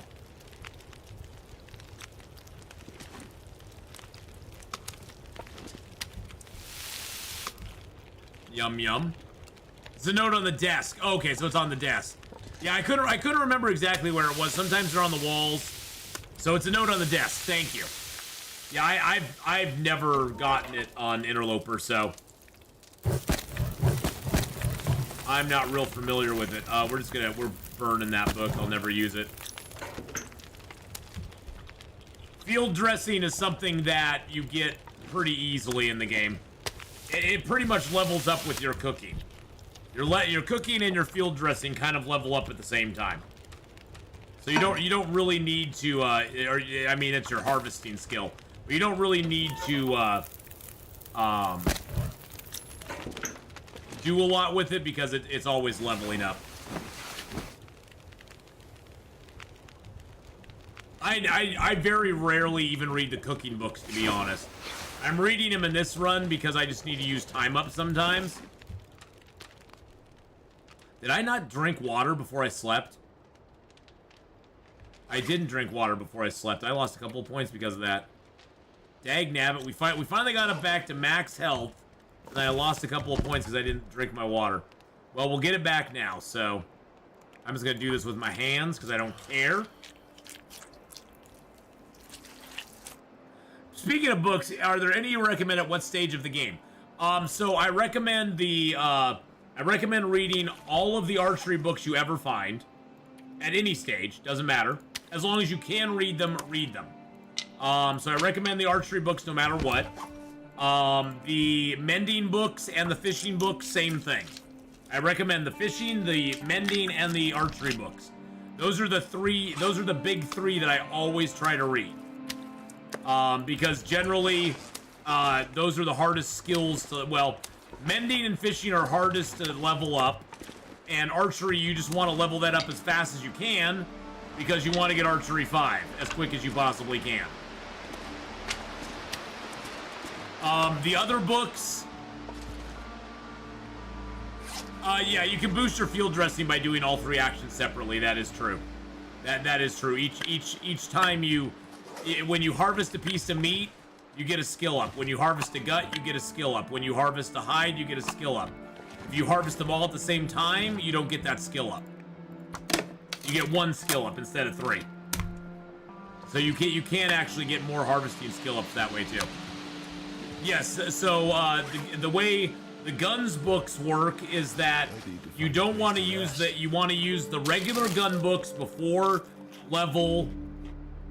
you get to level 4. You want to read the 4-hour books. You want to save your advanced guns books, which are the 25-hour book. You want to save those until you've gotten past level 4.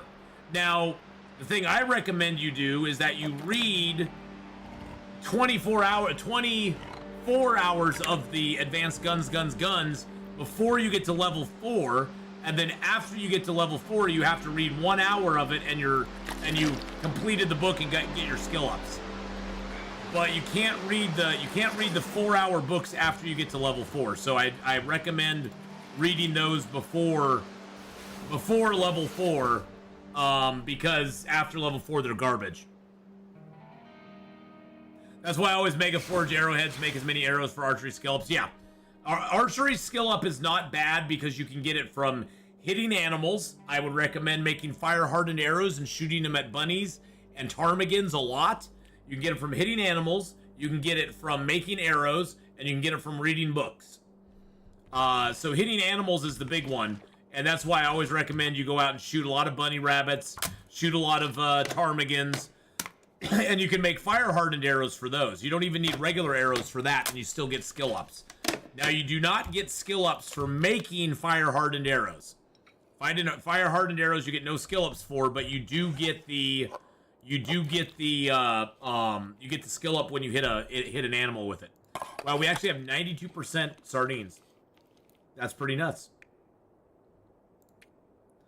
I have 22. I can make my acorn ground, so we'll do that real quick. Now I'm just letting stuff cure. I need those guts to be cured before we go to the forge, which we're going to do today, as a matter of fact. We're just using up some time right now, getting back our health before we go down and hit Forlorn Muskeg. Forlorn Muskeg is going to be a slog. We're going to lose a little bit of health in Forlorn Muskeg, I have a feeling. We have 24. That gives us 6 more prepared acorns. Oh, that's beautiful. That is beautiful. We are definitely squirreling away our acorns, our ground acorns, so we can make Prepper's Pie. Once we get to cooking 5, Prepper's Pie is going to be the word of the day. So we're stockpiling burdock root, acorn grounds, and mushrooms. And we're also going to stockpile cooking oil and salt for that as well, which is going to help us out a lot, because those are really good for keeping your health up, keeping your health going.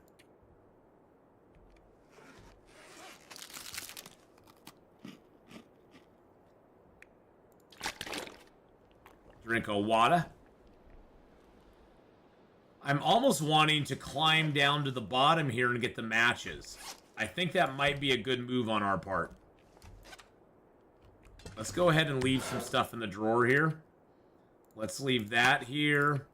Scrap metal.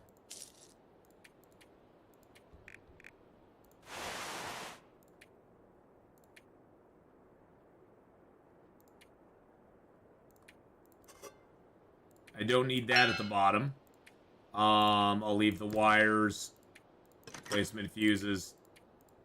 My stones. I can pick more stones up when I'm down there. I'll leave the cooking oil. 1.5 liters of water. Leave the newsprint. Leave the antibiotics. Leave the water purification tablets. Oh, I have all these extra clothing I can tear down too. So I'll leave that and that. And that. Well, all I found is hoodies on this run. That's hilarious. Okay, so we got all of our clothing on. We're good to go. Let's do it. Just watch Zach's video on No Man's North. That looks insane. Oh yeah, Zach does some really cool stuff.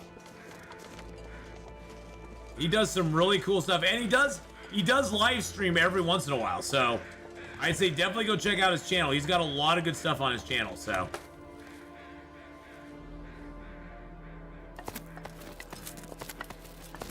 Had a nightmare getting a heavy hammer spawn. Finally found one hidden under a crate I broke down in the Milton farmhouse. Yeah, they're hiding the heavy hammers a lot more than they used to. Nuka Goblin. It used to be they'd be sitting out on counters. You'd find them on workbenches or underneath workbenches. Now they're very much more hidden, I guess you could say. Can we get a Maglin's fire going? Yes, we can. So let's do that and light a torch. Because I know there's a wolf down here. We got decent enough weather. Whenever you have good weather and you have a Maglin's and Interloper, always see if you can light a fire. If the weather's decent, always see if you can light a fire. It's a free fire. You get to light a torch off of it, and you get to walk with your torch for a while. And it saves you on matches like crazy. So you might as well do it. Like this one, all we're gonna do is light a torch and leave. We don't even care about the burn time. Boom, we're good. Yeah, I'm looking around for rocks. I dropped all my rocks up there, and now I'm looking for them.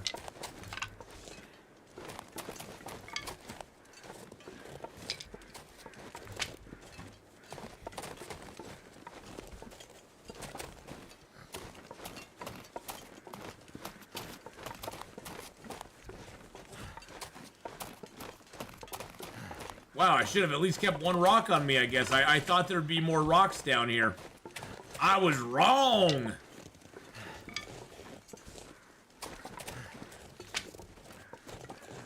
For some reason, this run is producing seemingly endless sewing kits.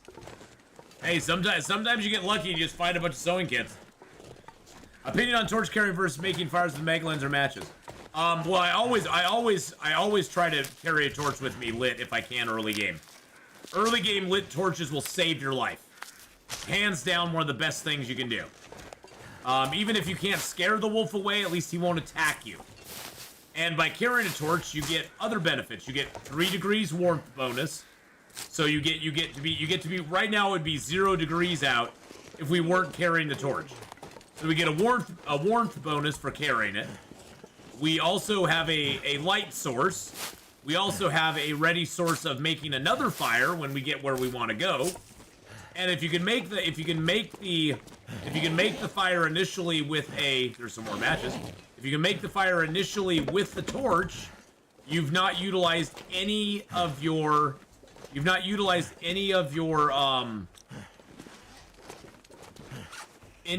matches, and that's a huge benefit right there, is that you didn't have to use any matches to make it. And I'm just gonna light a fire here, because we're just gonna sleep here tonight anyway. So, but I would always make a fire with the torch if you have the possibility, but I always check the mag lens first to see if I can make it with the mag lens, if I don't have a torch already lit.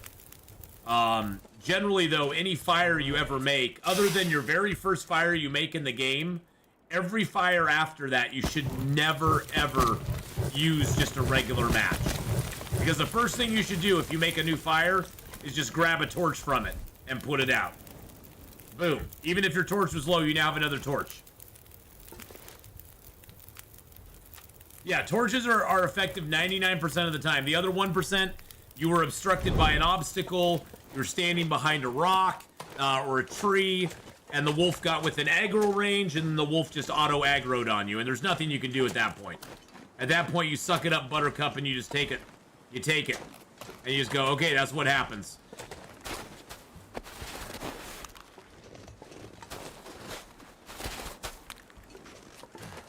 I had a run where I had a revolver rifle in every main area. Sometimes you get like that. Sometimes you get super lucky like that, and you get rifles and revolvers everywhere. It is very bright out here. That is not me with a brightness filter on. It is very bright out here right now. Okay, there's some rocks over here. I need to grab those real quick.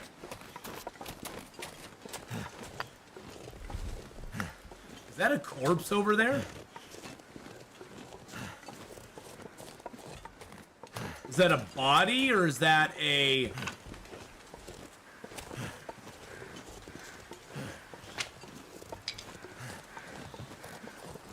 And yes, I am picking up all the sticks.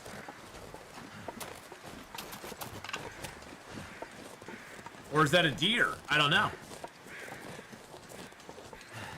Yeah, we always tried to hide the fire from the wind, and we ended up hiding it from the wolves. That happens very often.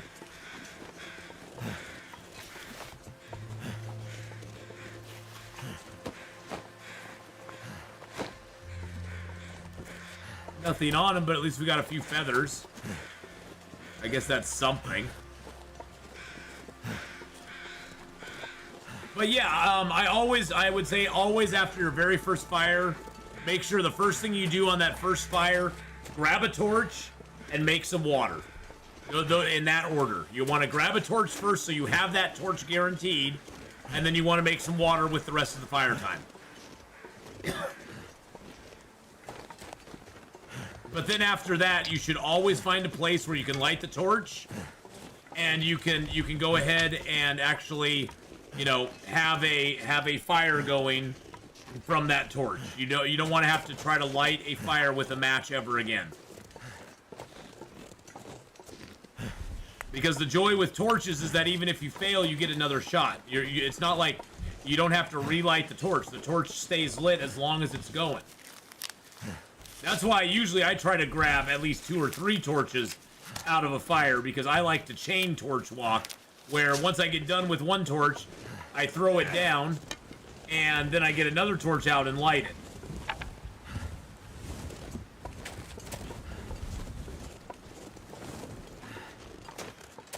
Hello, bunnies.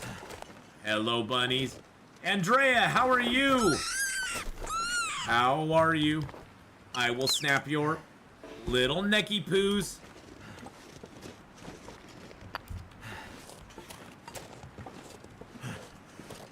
But hi, and how you doing, Bacon Frazzle? I hope you're having a good day, too. Need to do a new run. Not made the new recipes? Yeah.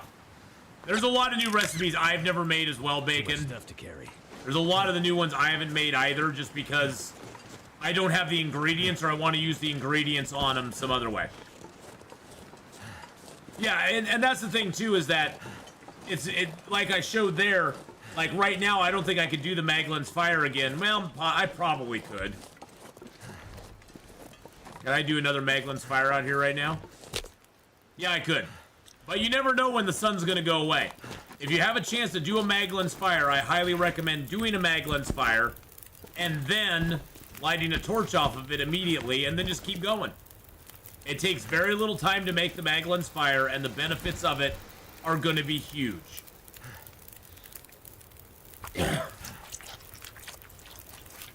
If you hold your hand, yeah, it's very bright out right now. It's definitely Maglin's Fire time for sure.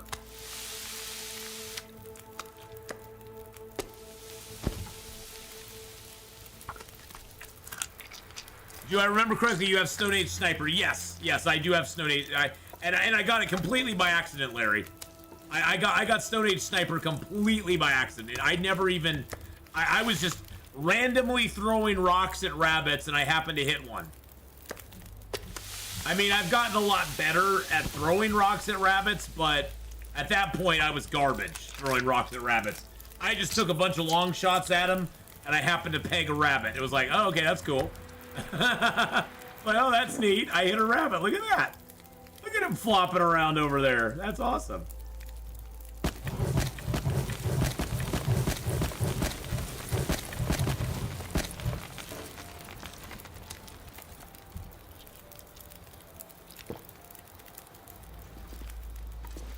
But yes, I have achieved Stone Age Sniper. You know, the thing is that much like many other things in this game, throwing rocks and shooting bows and arrows, it's not a skill you can teach. It's something you just have to slowly learn over time and become comfortable with. You can't really teach it at all, because it really is kind of unteachable.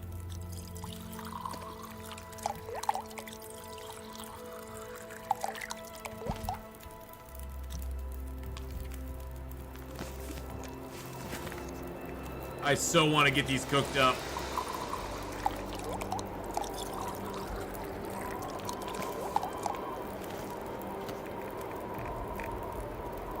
Okay, let's get some water on.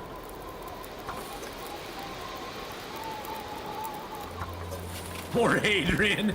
Oh, he'll figure it out. You know, it's like anything else. There's no way to teach. You can only learn it through doing it over and over and over again, and failing a lot. You have to fail a lot to get good at it.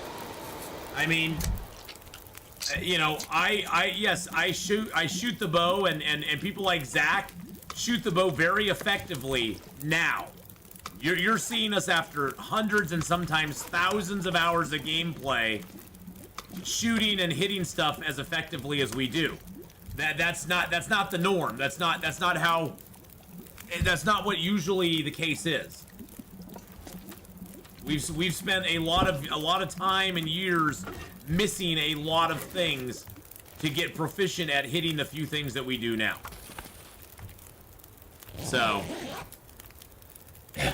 Ath is an expert at hitting bunnies. What did you just put up in chat?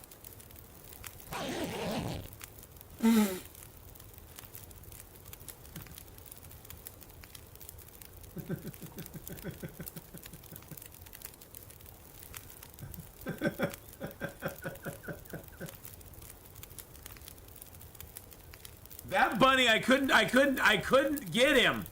I couldn't get him. It wasn't my fault, okay? Little bugger was just giving me problems.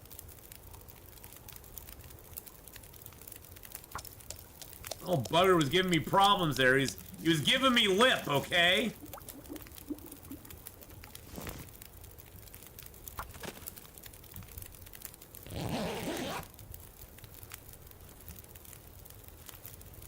That bunny was that was actually when we were on when we did the Timberwolf Mountain start, is when that happened. That bunny was not having any of it. That bunny was very upset with us. Very upset with us.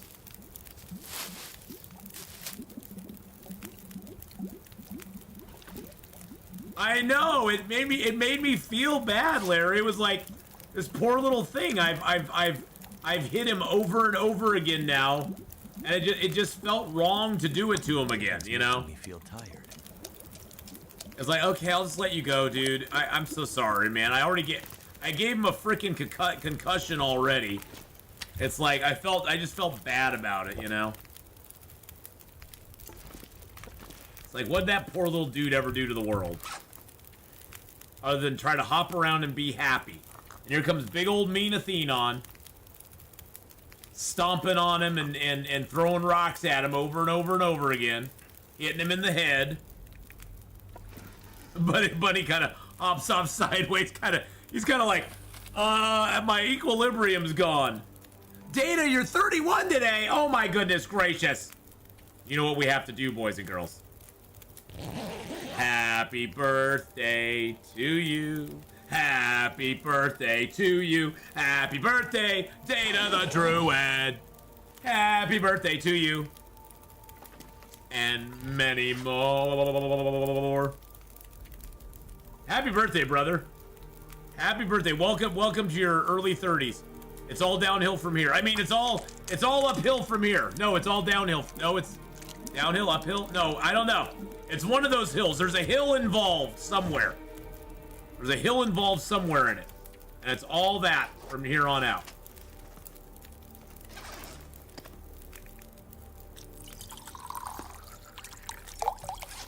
Get a few of those going on. We got another large prepared acorn we can make. Oh, yeah. Definitely fills uphill. Uphill and downhill. But happy birthday, Data. I personally know Data. We met at the gaming convention. He's part of the gaming group that I used to game with a lot, but haven't had really the time or the energy to do much with at the current moment in time. But it's going good, Data. It's going good, buddy. Okay, do we have any more teas to do? Okay, we got the acorn grounds. Okay, I got the rose hips. That's what I was looking for. I was like, I know I have rose hips in here somewhere. I could make a porridge. Let's make a porridge. Why not? Let's make a porridge, boys and girls. Yum, yum. We're gonna make ourselves a porridge. Heck yeah.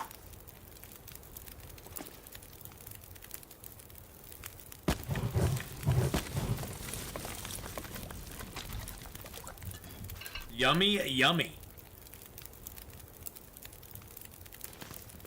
How much water do I have left?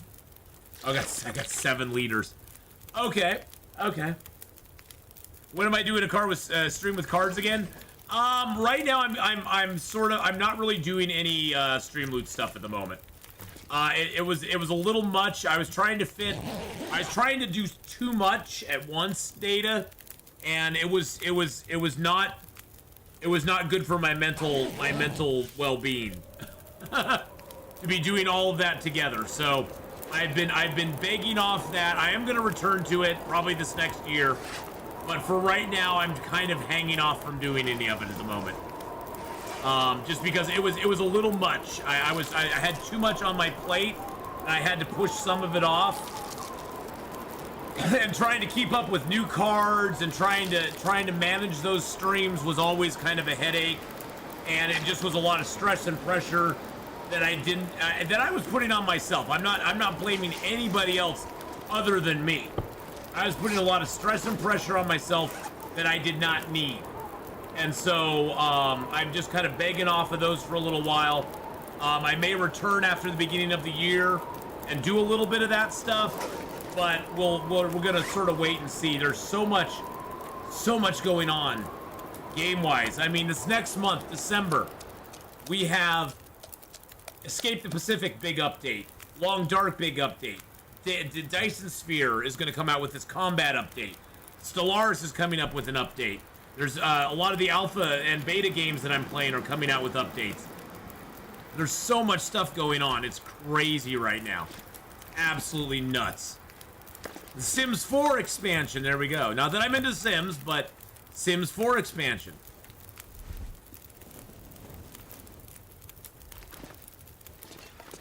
Sydney's like, I am.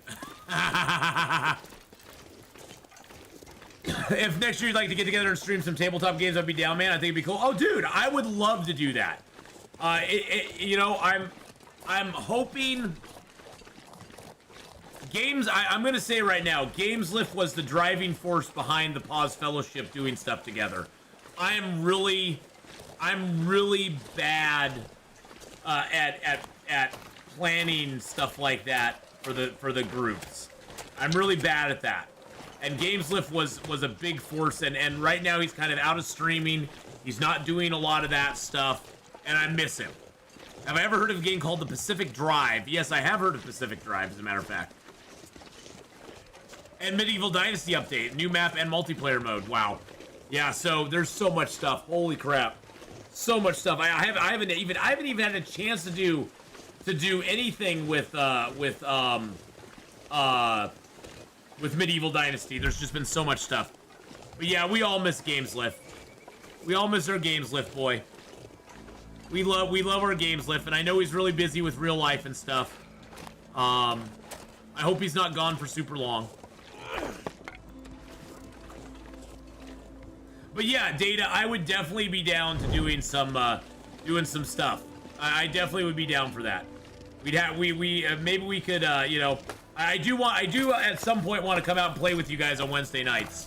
I'm just so busy all the time. It's just Wednesdays are my kind of off day, but I'm busy doing all sorts of content and then going out and driving.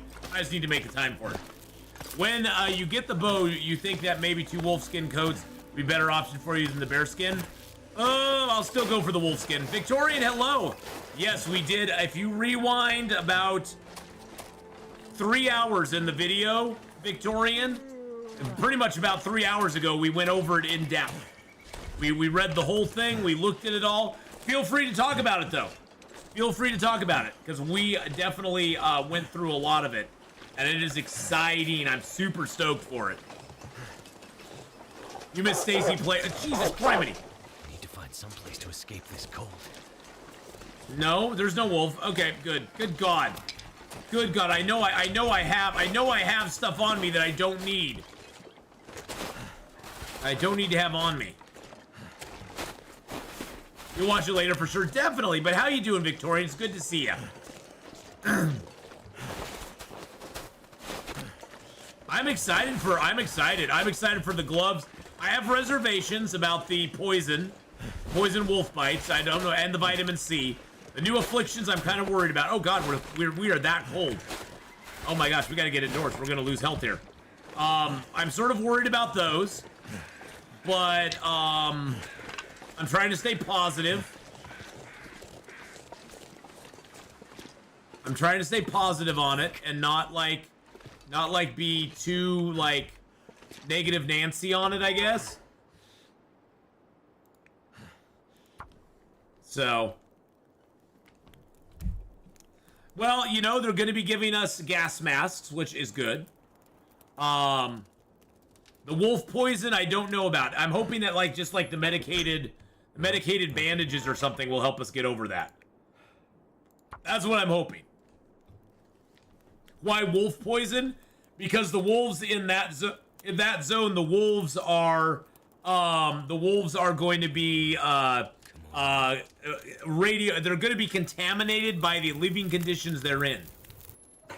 That's done. Oh well, I had to get enough sticks that I could build a fire. That way I could put this torch out. Break this stool down.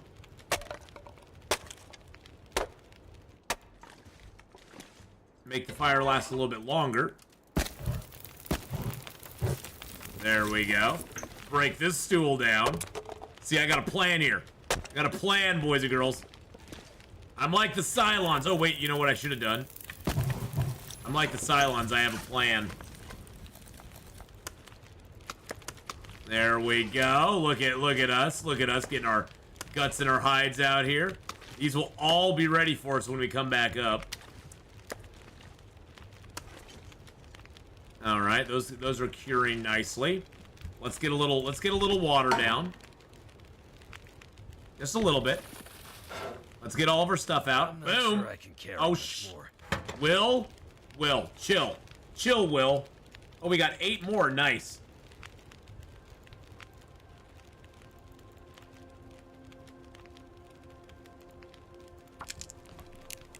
All my guts in a row, baby. Oh, yeah. Oh, yeah. Feels like something is sapping my energy. The addition of Cylons have a plan. Part of the intro credits was actually executive meddling. Yeah, they really didn't have a plan. They really didn't have a plan. As was shown later on, they really didn't have a plan. They were pretty directionless in a lot of ways. This little lodger and has so many memories from my first run ended just a few minutes down from there. Aww.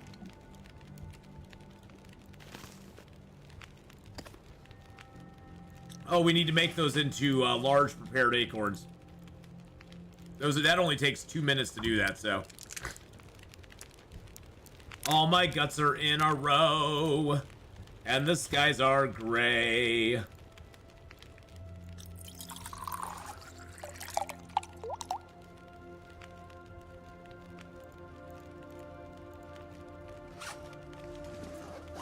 That little wolf knew that shooting a flare at it worked, but I didn't know it would come back. Oh, yeah, so you didn't kill it with a flare gun, though.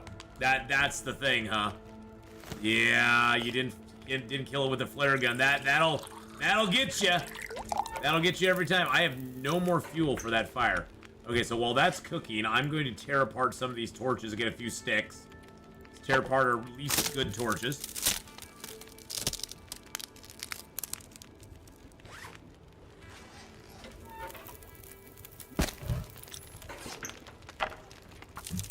The grape soda, she did a vid at her house. She literally had gallons of grape soda in her garage. It was not about the views, it was real. Any updates on your lift debacle? Nope, haven't heard a thing from them. They've never contacted me or nothing. It's like it never happened. It's like it never ever happened. I was talking to my brother, and we kind of came to the same conclusion that it may have been somebody who does a lot of lift rides, and they may have had a bad experience with somebody, and they just flagged the last, like, 4 people that gave them rides or something, because they couldn't remember who it was specifically. That's the only thing I can think of. I mean, but yeah, no new update. Nobody's ever contacted me from Lyft. Nobody's ever followed up with me. So, you know, in that instance, like you said, I guess that's good. I mean, I knew it was all BS from the beginning. I would never refuse to let somebody leave my vehicle for any reason whatsoever. So I knew it was all BS, but, you know. Oh, wait a second. We are really tired. Really, really tired. Okay, we're just going to let that fire go out then.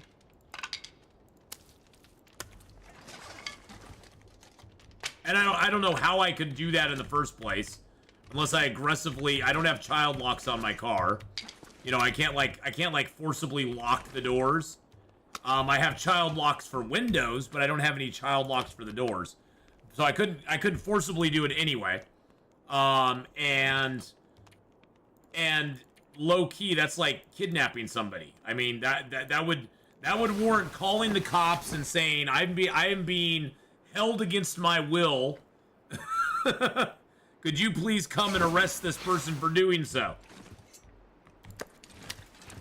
And it's not like they don't have a phone. They had to use that. I threatened to hit him with a rock. That was my... Yeah, well, you got me. That's what I always do. I always threaten to hit people with rocks.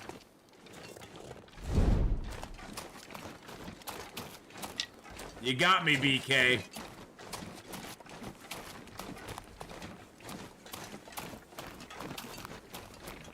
Yeah, I've thought about a camera for the car, but this is the first time I've ever had. But see, even then, Kenneth, it's like they would not even tell me when it happened or what day it happened on. So what? I'm supposed to keep camera footage for a month, and then just be able to, you know, it's like I'm not that worried about it. I've thought about it. I'll keep thinking about it. I may get a camera for the car. I don't know. It's the first problem I've ever had, and 90%, 99% of the people, I've always said 99% of people are totally fine, normal human beings. It's that 1 or 2% that are 98% of your problem. And law of averages says you'll eventually run into one of them somewhere along the line. There's nothing you can do about it.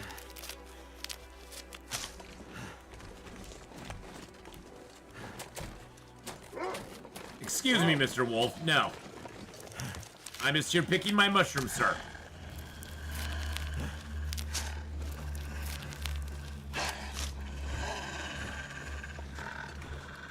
Now this wolf I will threaten to hit with a rock.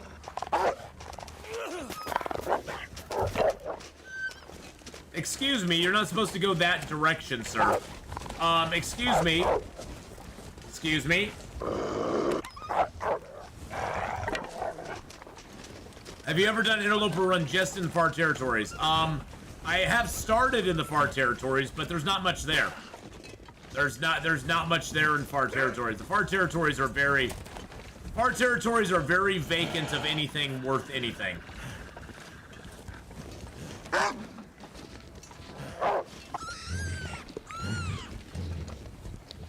Hey! Big meanie ate my rat. You killed my friend. I could use that. Thank you, Atheenon, for rescuing me. Oh wait, I'm dead. You're gonna eat me, aren't you? You are. No, please, don't do it. Don't do it. Yeah, I'm gonna eat him. He's my friend, but now he's gonna do that. Careful, driver's getting jacked a lot. There's nothing to jack. I mean, yeah, you can try to jack me, I guess. I don't care. Thing is, we carry no cash on us. Credit cards are easy to cancel. The things that you see online for drivers for Lyft and Uber are the anomalies, that's not the standard that happens. It's the anomaly. It's the exception, not the rule, I guess is a good way of putting it. Hey, we got some dog food. I always like dog food. It's good for you. Yeah, I was like, thanks, Wolf. I need a little more meat and guts and hides and stuff.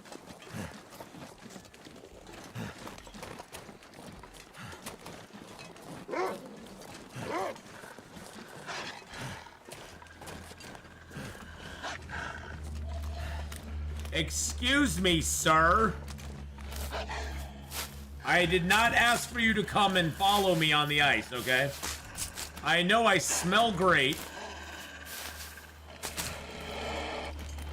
And you want to be my friend. You think I got Riz. I know I'm Fire Wolf and you think I got Riz. But, you know. I hate to disappoint you. Hey, Flanker, how you doing, buddy?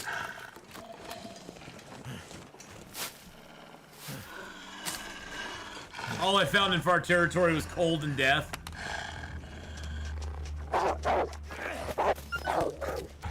I hit him that time. That was nice. Is he gonna run very far, or is he just gonna run over there and turn around? So he actually went a little bit of distance. That's good. You can expand your income stream with rapid voiceover work. You know, it's going pretty good, Flanker. It really... Excuse me, Mr. Wolf. It really keeps me on my toes, though. Because, Oh, damn you, game. I was looking right at the frickin' flare. You freaking game, and then the flare rolled right out of my reach.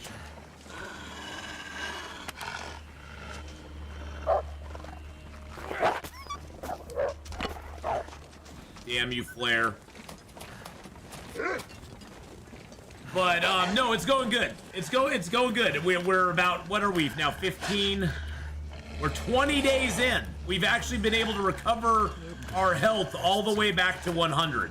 Now, of course, we've been in Milton for quite a while, which has allowed us to do a lot of things to get our health back.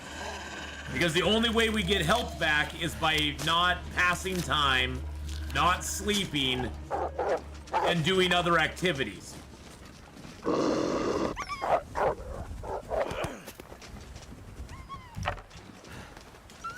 So we have to be eating or crafting or reading or, you know, we have to do, there's a lot of things we have to do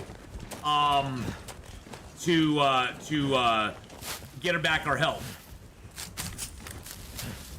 And so it's been a struggle. I mean, I think we spent the first 16 days of the game. Really, Mr. Wolf? We spent the first 16 days of the game getting our health back from what? From we went down to a low of 74%, and then we spent all that time getting our health back. We finally, on day 16, got our health back to 105. Finally. It took so long.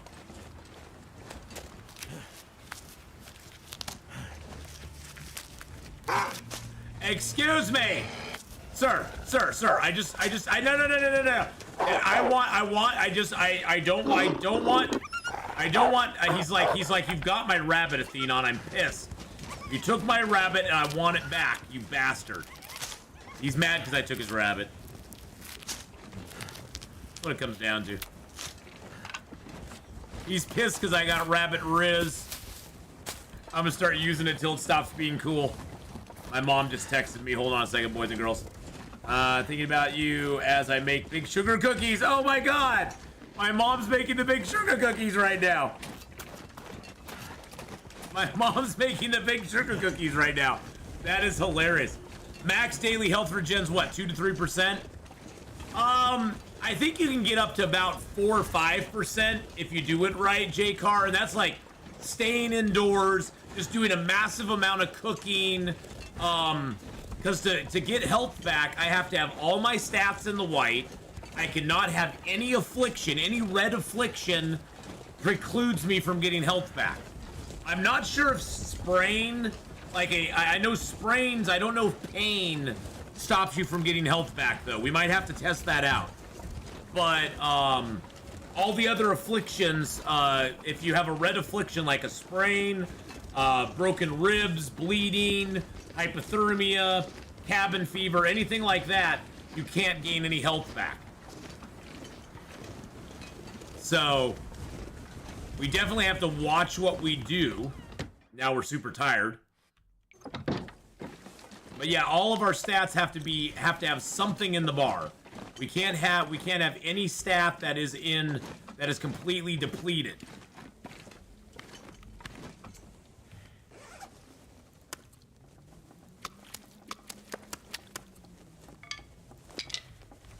There we go. You want him to get the bow earlier? Well, you know, the bow is fun. I personally like to take my time with the bow for 2 reasons. I like to be able to like give people an example of you don't need to get the bow to be able to survive early Interloper. I like letting people know that you can play it however you want. I mean, heck, on our 50 days in every zone, on our 50 days in every zone run, we did not get a bow till after day 200. Now, the bow does severely limit your ability to get food, to get water, or to get food, to get hides, and that sort of stuff. So the bow does have a detrimental effect if you don't have it on getting certain things. So you definitely want to get a bow, as you know, when you can. And theoretically, getting a bow earlier than later is always good. Now, I also had somebody ask, and I'm gonna try it here. Let's drop this stuff down here real quick.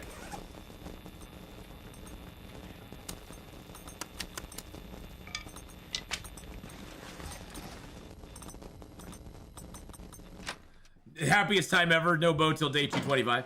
So I've had people ask if you can make a fire with a mag lens during an aurora.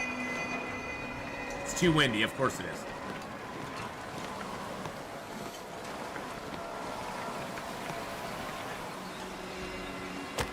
And my answer to that is no. There's a full-blown aurora going on right now. There is no mag lens fire happening. So there you go.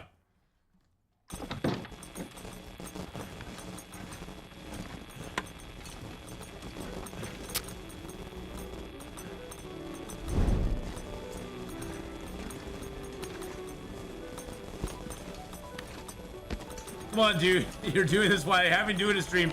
Conversation about playing. The rest of us have to concentrate. Hey, you know, it's one of those things where you play something long enough and you get a little bit better at it, and then you don't have to concentrate as heavily on it as you do with other things. So just take some time.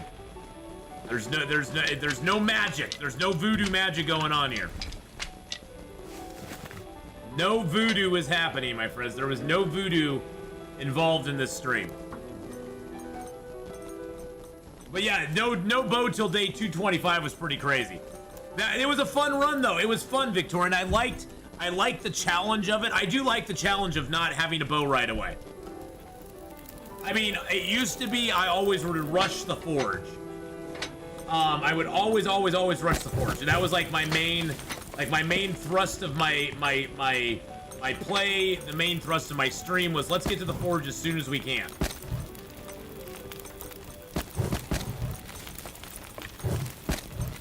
And I like not doing that. I like not doing that anymore. So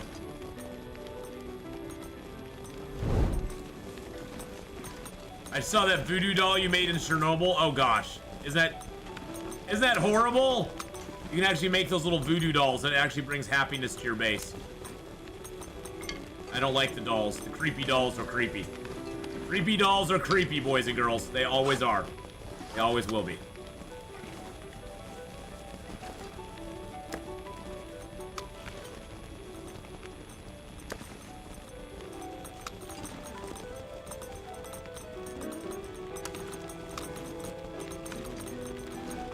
These should be cured now. Those are cured. That is cured. That is cured. Oh, booyah, baby. Okay, so we have all of the bow making materials secured at this point. Birch, maple, feathers. Bambity bambity boom, baby. Put those in there. Let's grab out the rose hips. Actually, let's put my acorn grounds in there. We've got 12 acorn grounds now. Woo! Let's go! I'm as careful with the bows without until I get really good protection. Even after watching for years, learn something with every vid. Oh, dude, no, yeah, you know, it's always fun. No voodoo, just Riz. No voodoo, just Riz. Yes, we got Riz. We got Riz, people. That's what we got.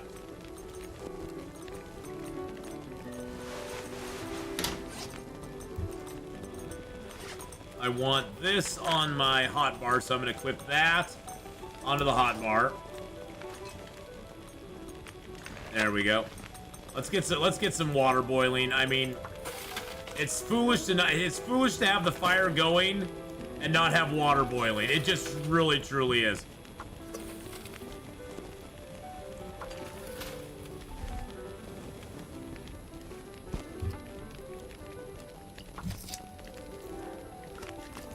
Starting to regret the Riz comment earlier. Oh no, that's fine. That's fine. It gives me something to have fun with. Because we're Riz-tastic.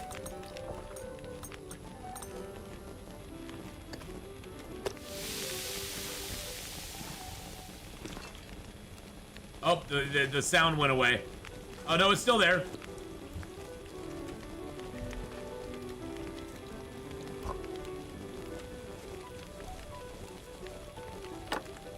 No, nope, nope, nope, nope. Wonder if I can drop any of this gear.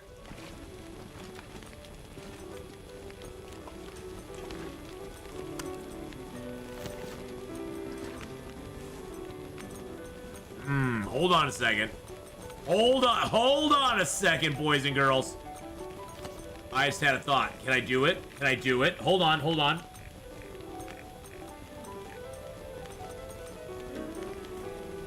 We could do it. We could make we could make rabbit pies. We can make rabbit pies. I will drop it. Don't worry about it. I'll be putting the stump remover away. I'm keeping those things though. I'm keeping the dusting sulfur and the stump remover and stuff. So I will use it later on.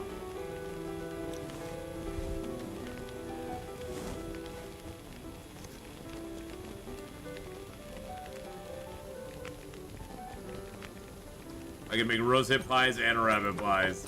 Oh snap! You're welcome. You're welcome, J-Car. Let's make them rabbit pies, baby. Oh yeah! Here we go. Rabbit pies. I also want to throw the metal in there. We do have a pretty good supply of metal. We got 7 metal here. I usually like to head to the forge with 8 metal on me, minimum. That's like my minimum metal. As a metalhead, I like to have at least that many. Throw the cans in. Oh, I can throw the cans in there. Okay, let's grab the cans out of there. Kind of heavy. Shh.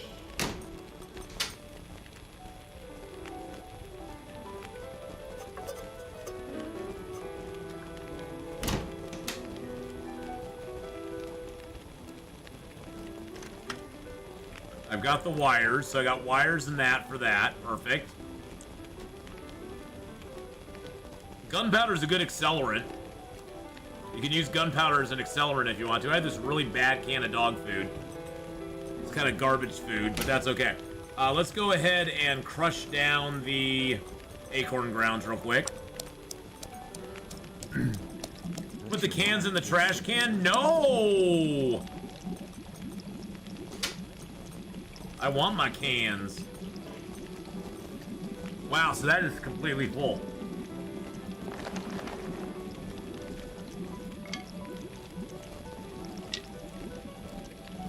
I do want all that stuff on me when I go to the forge. I want the metal on me when I go to the forge. The acorn grounds I'm going to leave here.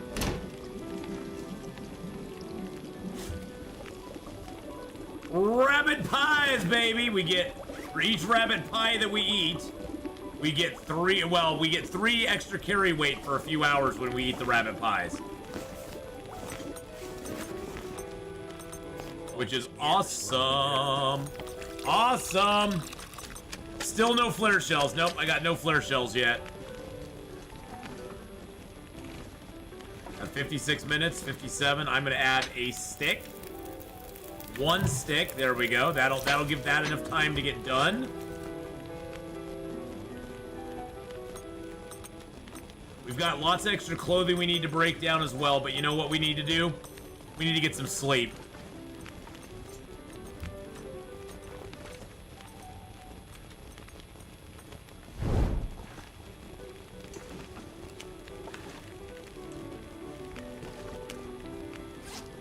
All right. So we used up a little bit of our flour, but that's fine. We could make peach pies as well, if we really wanted to. Now the rabbit pies, we definitely do want to. Oh, are we that extremely overweight? We are. I did not realize we picked up so much stuff that we're overweight now.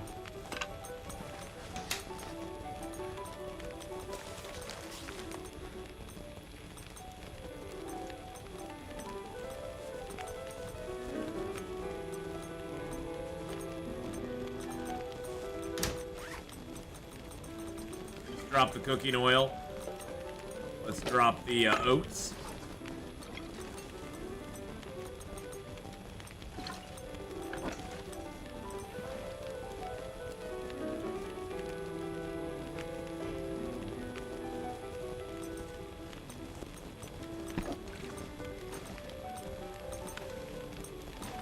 There we go. Let's go drop the Drop the pies. Now, I think if we pick them all up...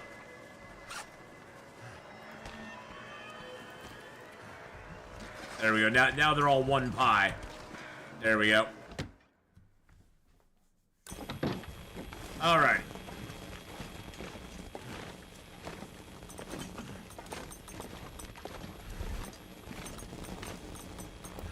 Let's drink. Oh, we got all that water. 16 liters of water. I forgot about that. Yeah, the water. We got 16 liters of it on us. Yeah, that'll weigh you down a little bit. We're all in this together. Da-na-na. Hey, the Jonas Brothers were just playing at the Moda Center the other night. I drove a gal and her daughter there. They were gonna go see the Jonas Brothers. I was like, that's cool. It's like, guess what? I took my daughter to the Jonas Brothers a long, long time ago. Should have eaten that before I went to bed. We might get food poisoning off this. We might get food poisoning off this, boys and girls. In fact, we did. It hurts. Oh, it hurts.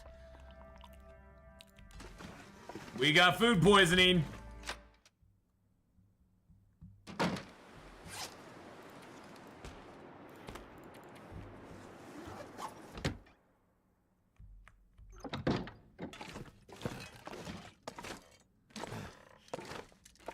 I was feeling we probably were gonna get it, but that's okay.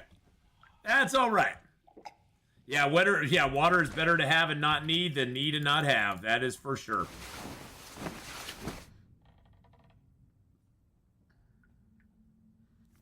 Yeah, you never want to go without water. All right, let's drink a little bit. Let's eat a few things, then we'll drink a little bit more, and we'll sleep for another 4 hours.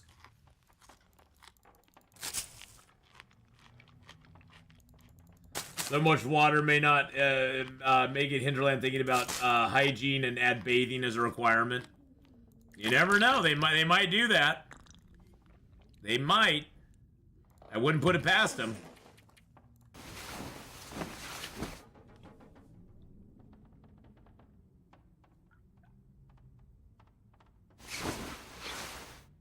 There we go. Okay, food poisoning's gone. Perfect. That's the best torch I got, huh? Wow, all my other torches suck. I need to make some more torches. I want to have at least like 3 like really good torches going into the other zone. Wouldn't bathing just eventually kill you from the cold? Probably.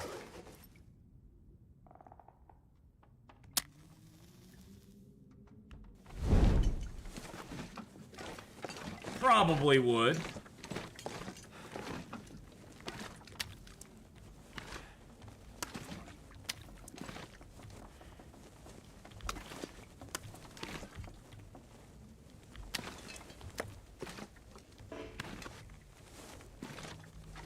Really? There we go.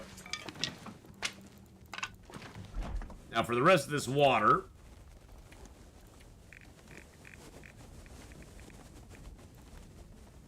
Just store it in there.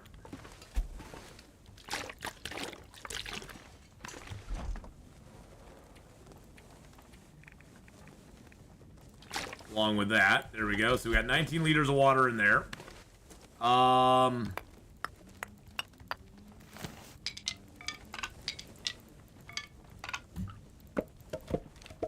Leave a little bit of wood here because we will pick up fuel going over to the... Okay, so we're at 31 kilos right now, which is a good weight. We got this rabbit carcass to get taken care of.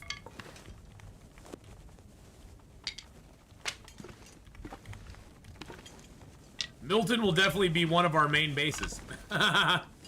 Definitely one of our main bases with all the stuff we have here. Holy crap, there's a lot of stuff here. Let's grab the jerry can. Grab a bunch of sticks. Some more cloth.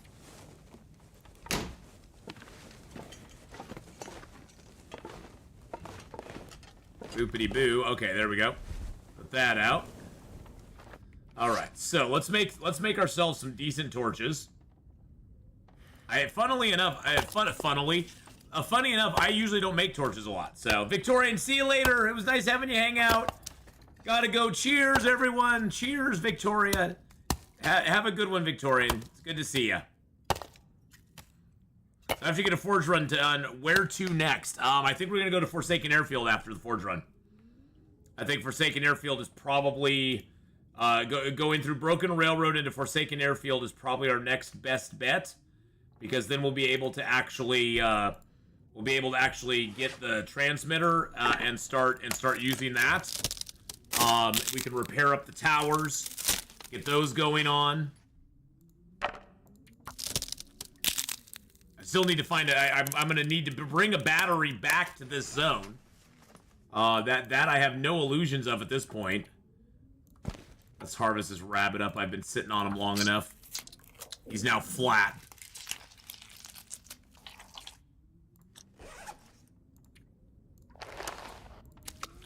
There we go. Get those down and curing. And we are running slowly but surely out of food. So, I mean, we have those pies out there, which is nice, because that'll give us 3 extra kilos of carry weight that we can carry down the mountain.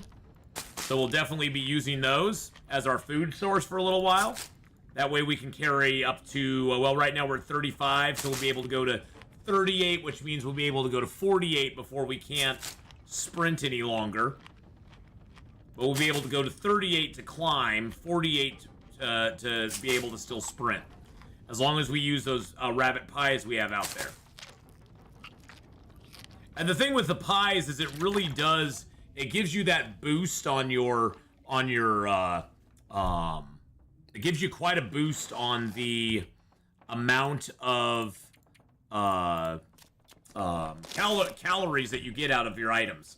Because like the rabbit meat we used to make those pies, we would have got like maybe 500 calories out of around there, about 500 calories.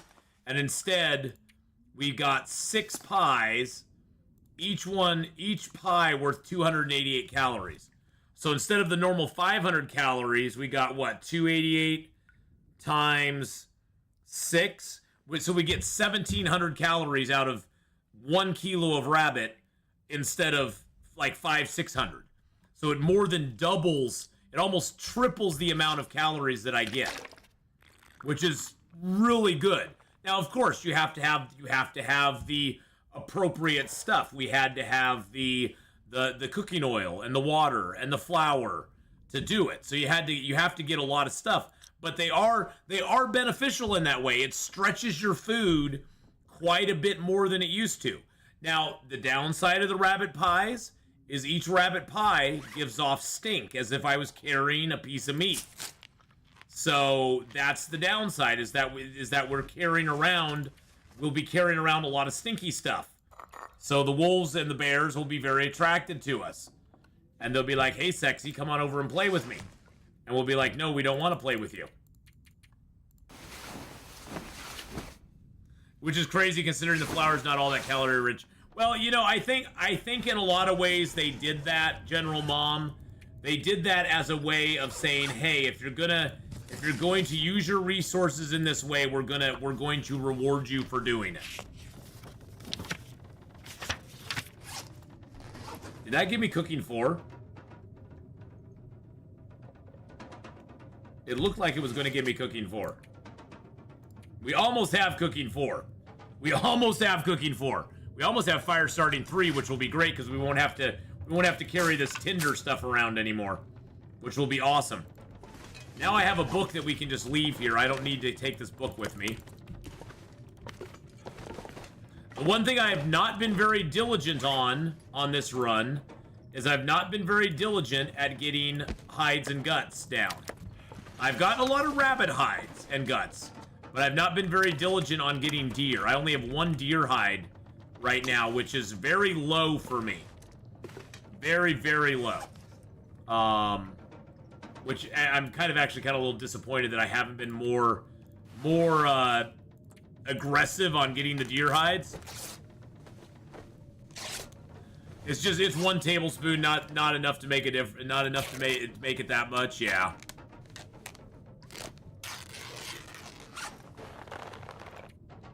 right, let's rip those gloves apart. That'll give us another piece of leather. Oh, shoot, I'm almost thirsty. And I just went thirsty. Okay, let's get some... No. Where's my water?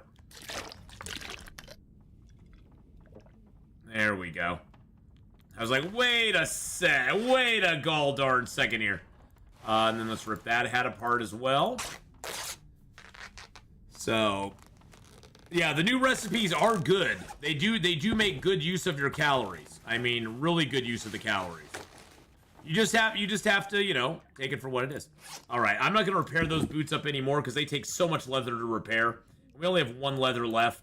I'd rather save that leather for something else down the road. I am going to carry this jerry can and this little bit of oil on me, just in case we find a lantern to fill up. Let's review our equipment and see if I want to leave anything else behind. Everything else here is good. The can I can leave behind, because I don't need that. The rocks I do want. I got all my arrow making stuff. I got some scrap metal. We'll find more along the way. I got a few cattails. We'll get more of those along the way. And we have all of our coffees. I don't know if I need to carry all this coffee with me, but I'm going to. We'll make up these 29% coffees soon. The thing with coffee is even if it goes to 0% before you make it, it'll go back to 50% when you make it. So hang on to your coffee cans. Don't leave the coffee cans in a container. If you're going to put them anywhere, just put them on a counter. Because even if it gets to 0%, you can still utilize them.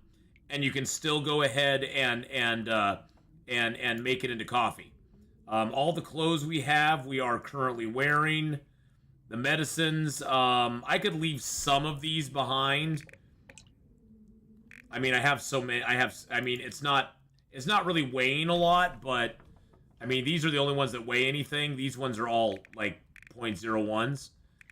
But I'm just gonna carry them with me because it's not over encumbering me. We got all of our fuel. We got our 90s. We have 100. We found over 100 matches this game so far. I'm actually gonna leave the wilderness book behind. We got our mag lens, of course. I think we're good to go. I think we are ready, folks. We are steady, ready, Eddie. What time of day is it? It's like midday. Okay, that's perfect traveling time. We're gonna get a sleep. That's gonna get us our save point. And then we're gonna be doing this tomorrow. I know, cliffhanger. I'm sorry, folks. Yeah, we're 21 days in now. We've actually been able to maintain ourselves at the 105%. We go up and down a little bit, but we haven't been doing really beyond the first like 10 days, which we were mostly in Hush River Valley. We haven't done a lot of traveling outdoors, like for long extended periods of time. So our health has been maintained pretty well. But those first 10 days were rough. I mean, we were bopping up and down from 70, 80% all the way through. It wasn't until we got to Mountain Town that we were able to actually get ourselves back into good shape. And so traveling, we're going to have to watch our warmth a lot more because we lose a lot of health due to cold. So, the edge of the cliff. I know. But thank you everyone for joining me this morning for the Long Dark. We'll be back tomorrow morning, same bat time, same bat channel, either on YouTube or here on Twitch or on Kick, whatever you desire. We'll be on all of them. We'll be streaming this again, picking up right where we left off today. We'll be getting right back into it, and we'll be doing our forge run. So tomorrow is forge day, and we also now have the materials we need for a bow and arrows on us. We can make 4, 8, 3, 6, 9, 12 arrows.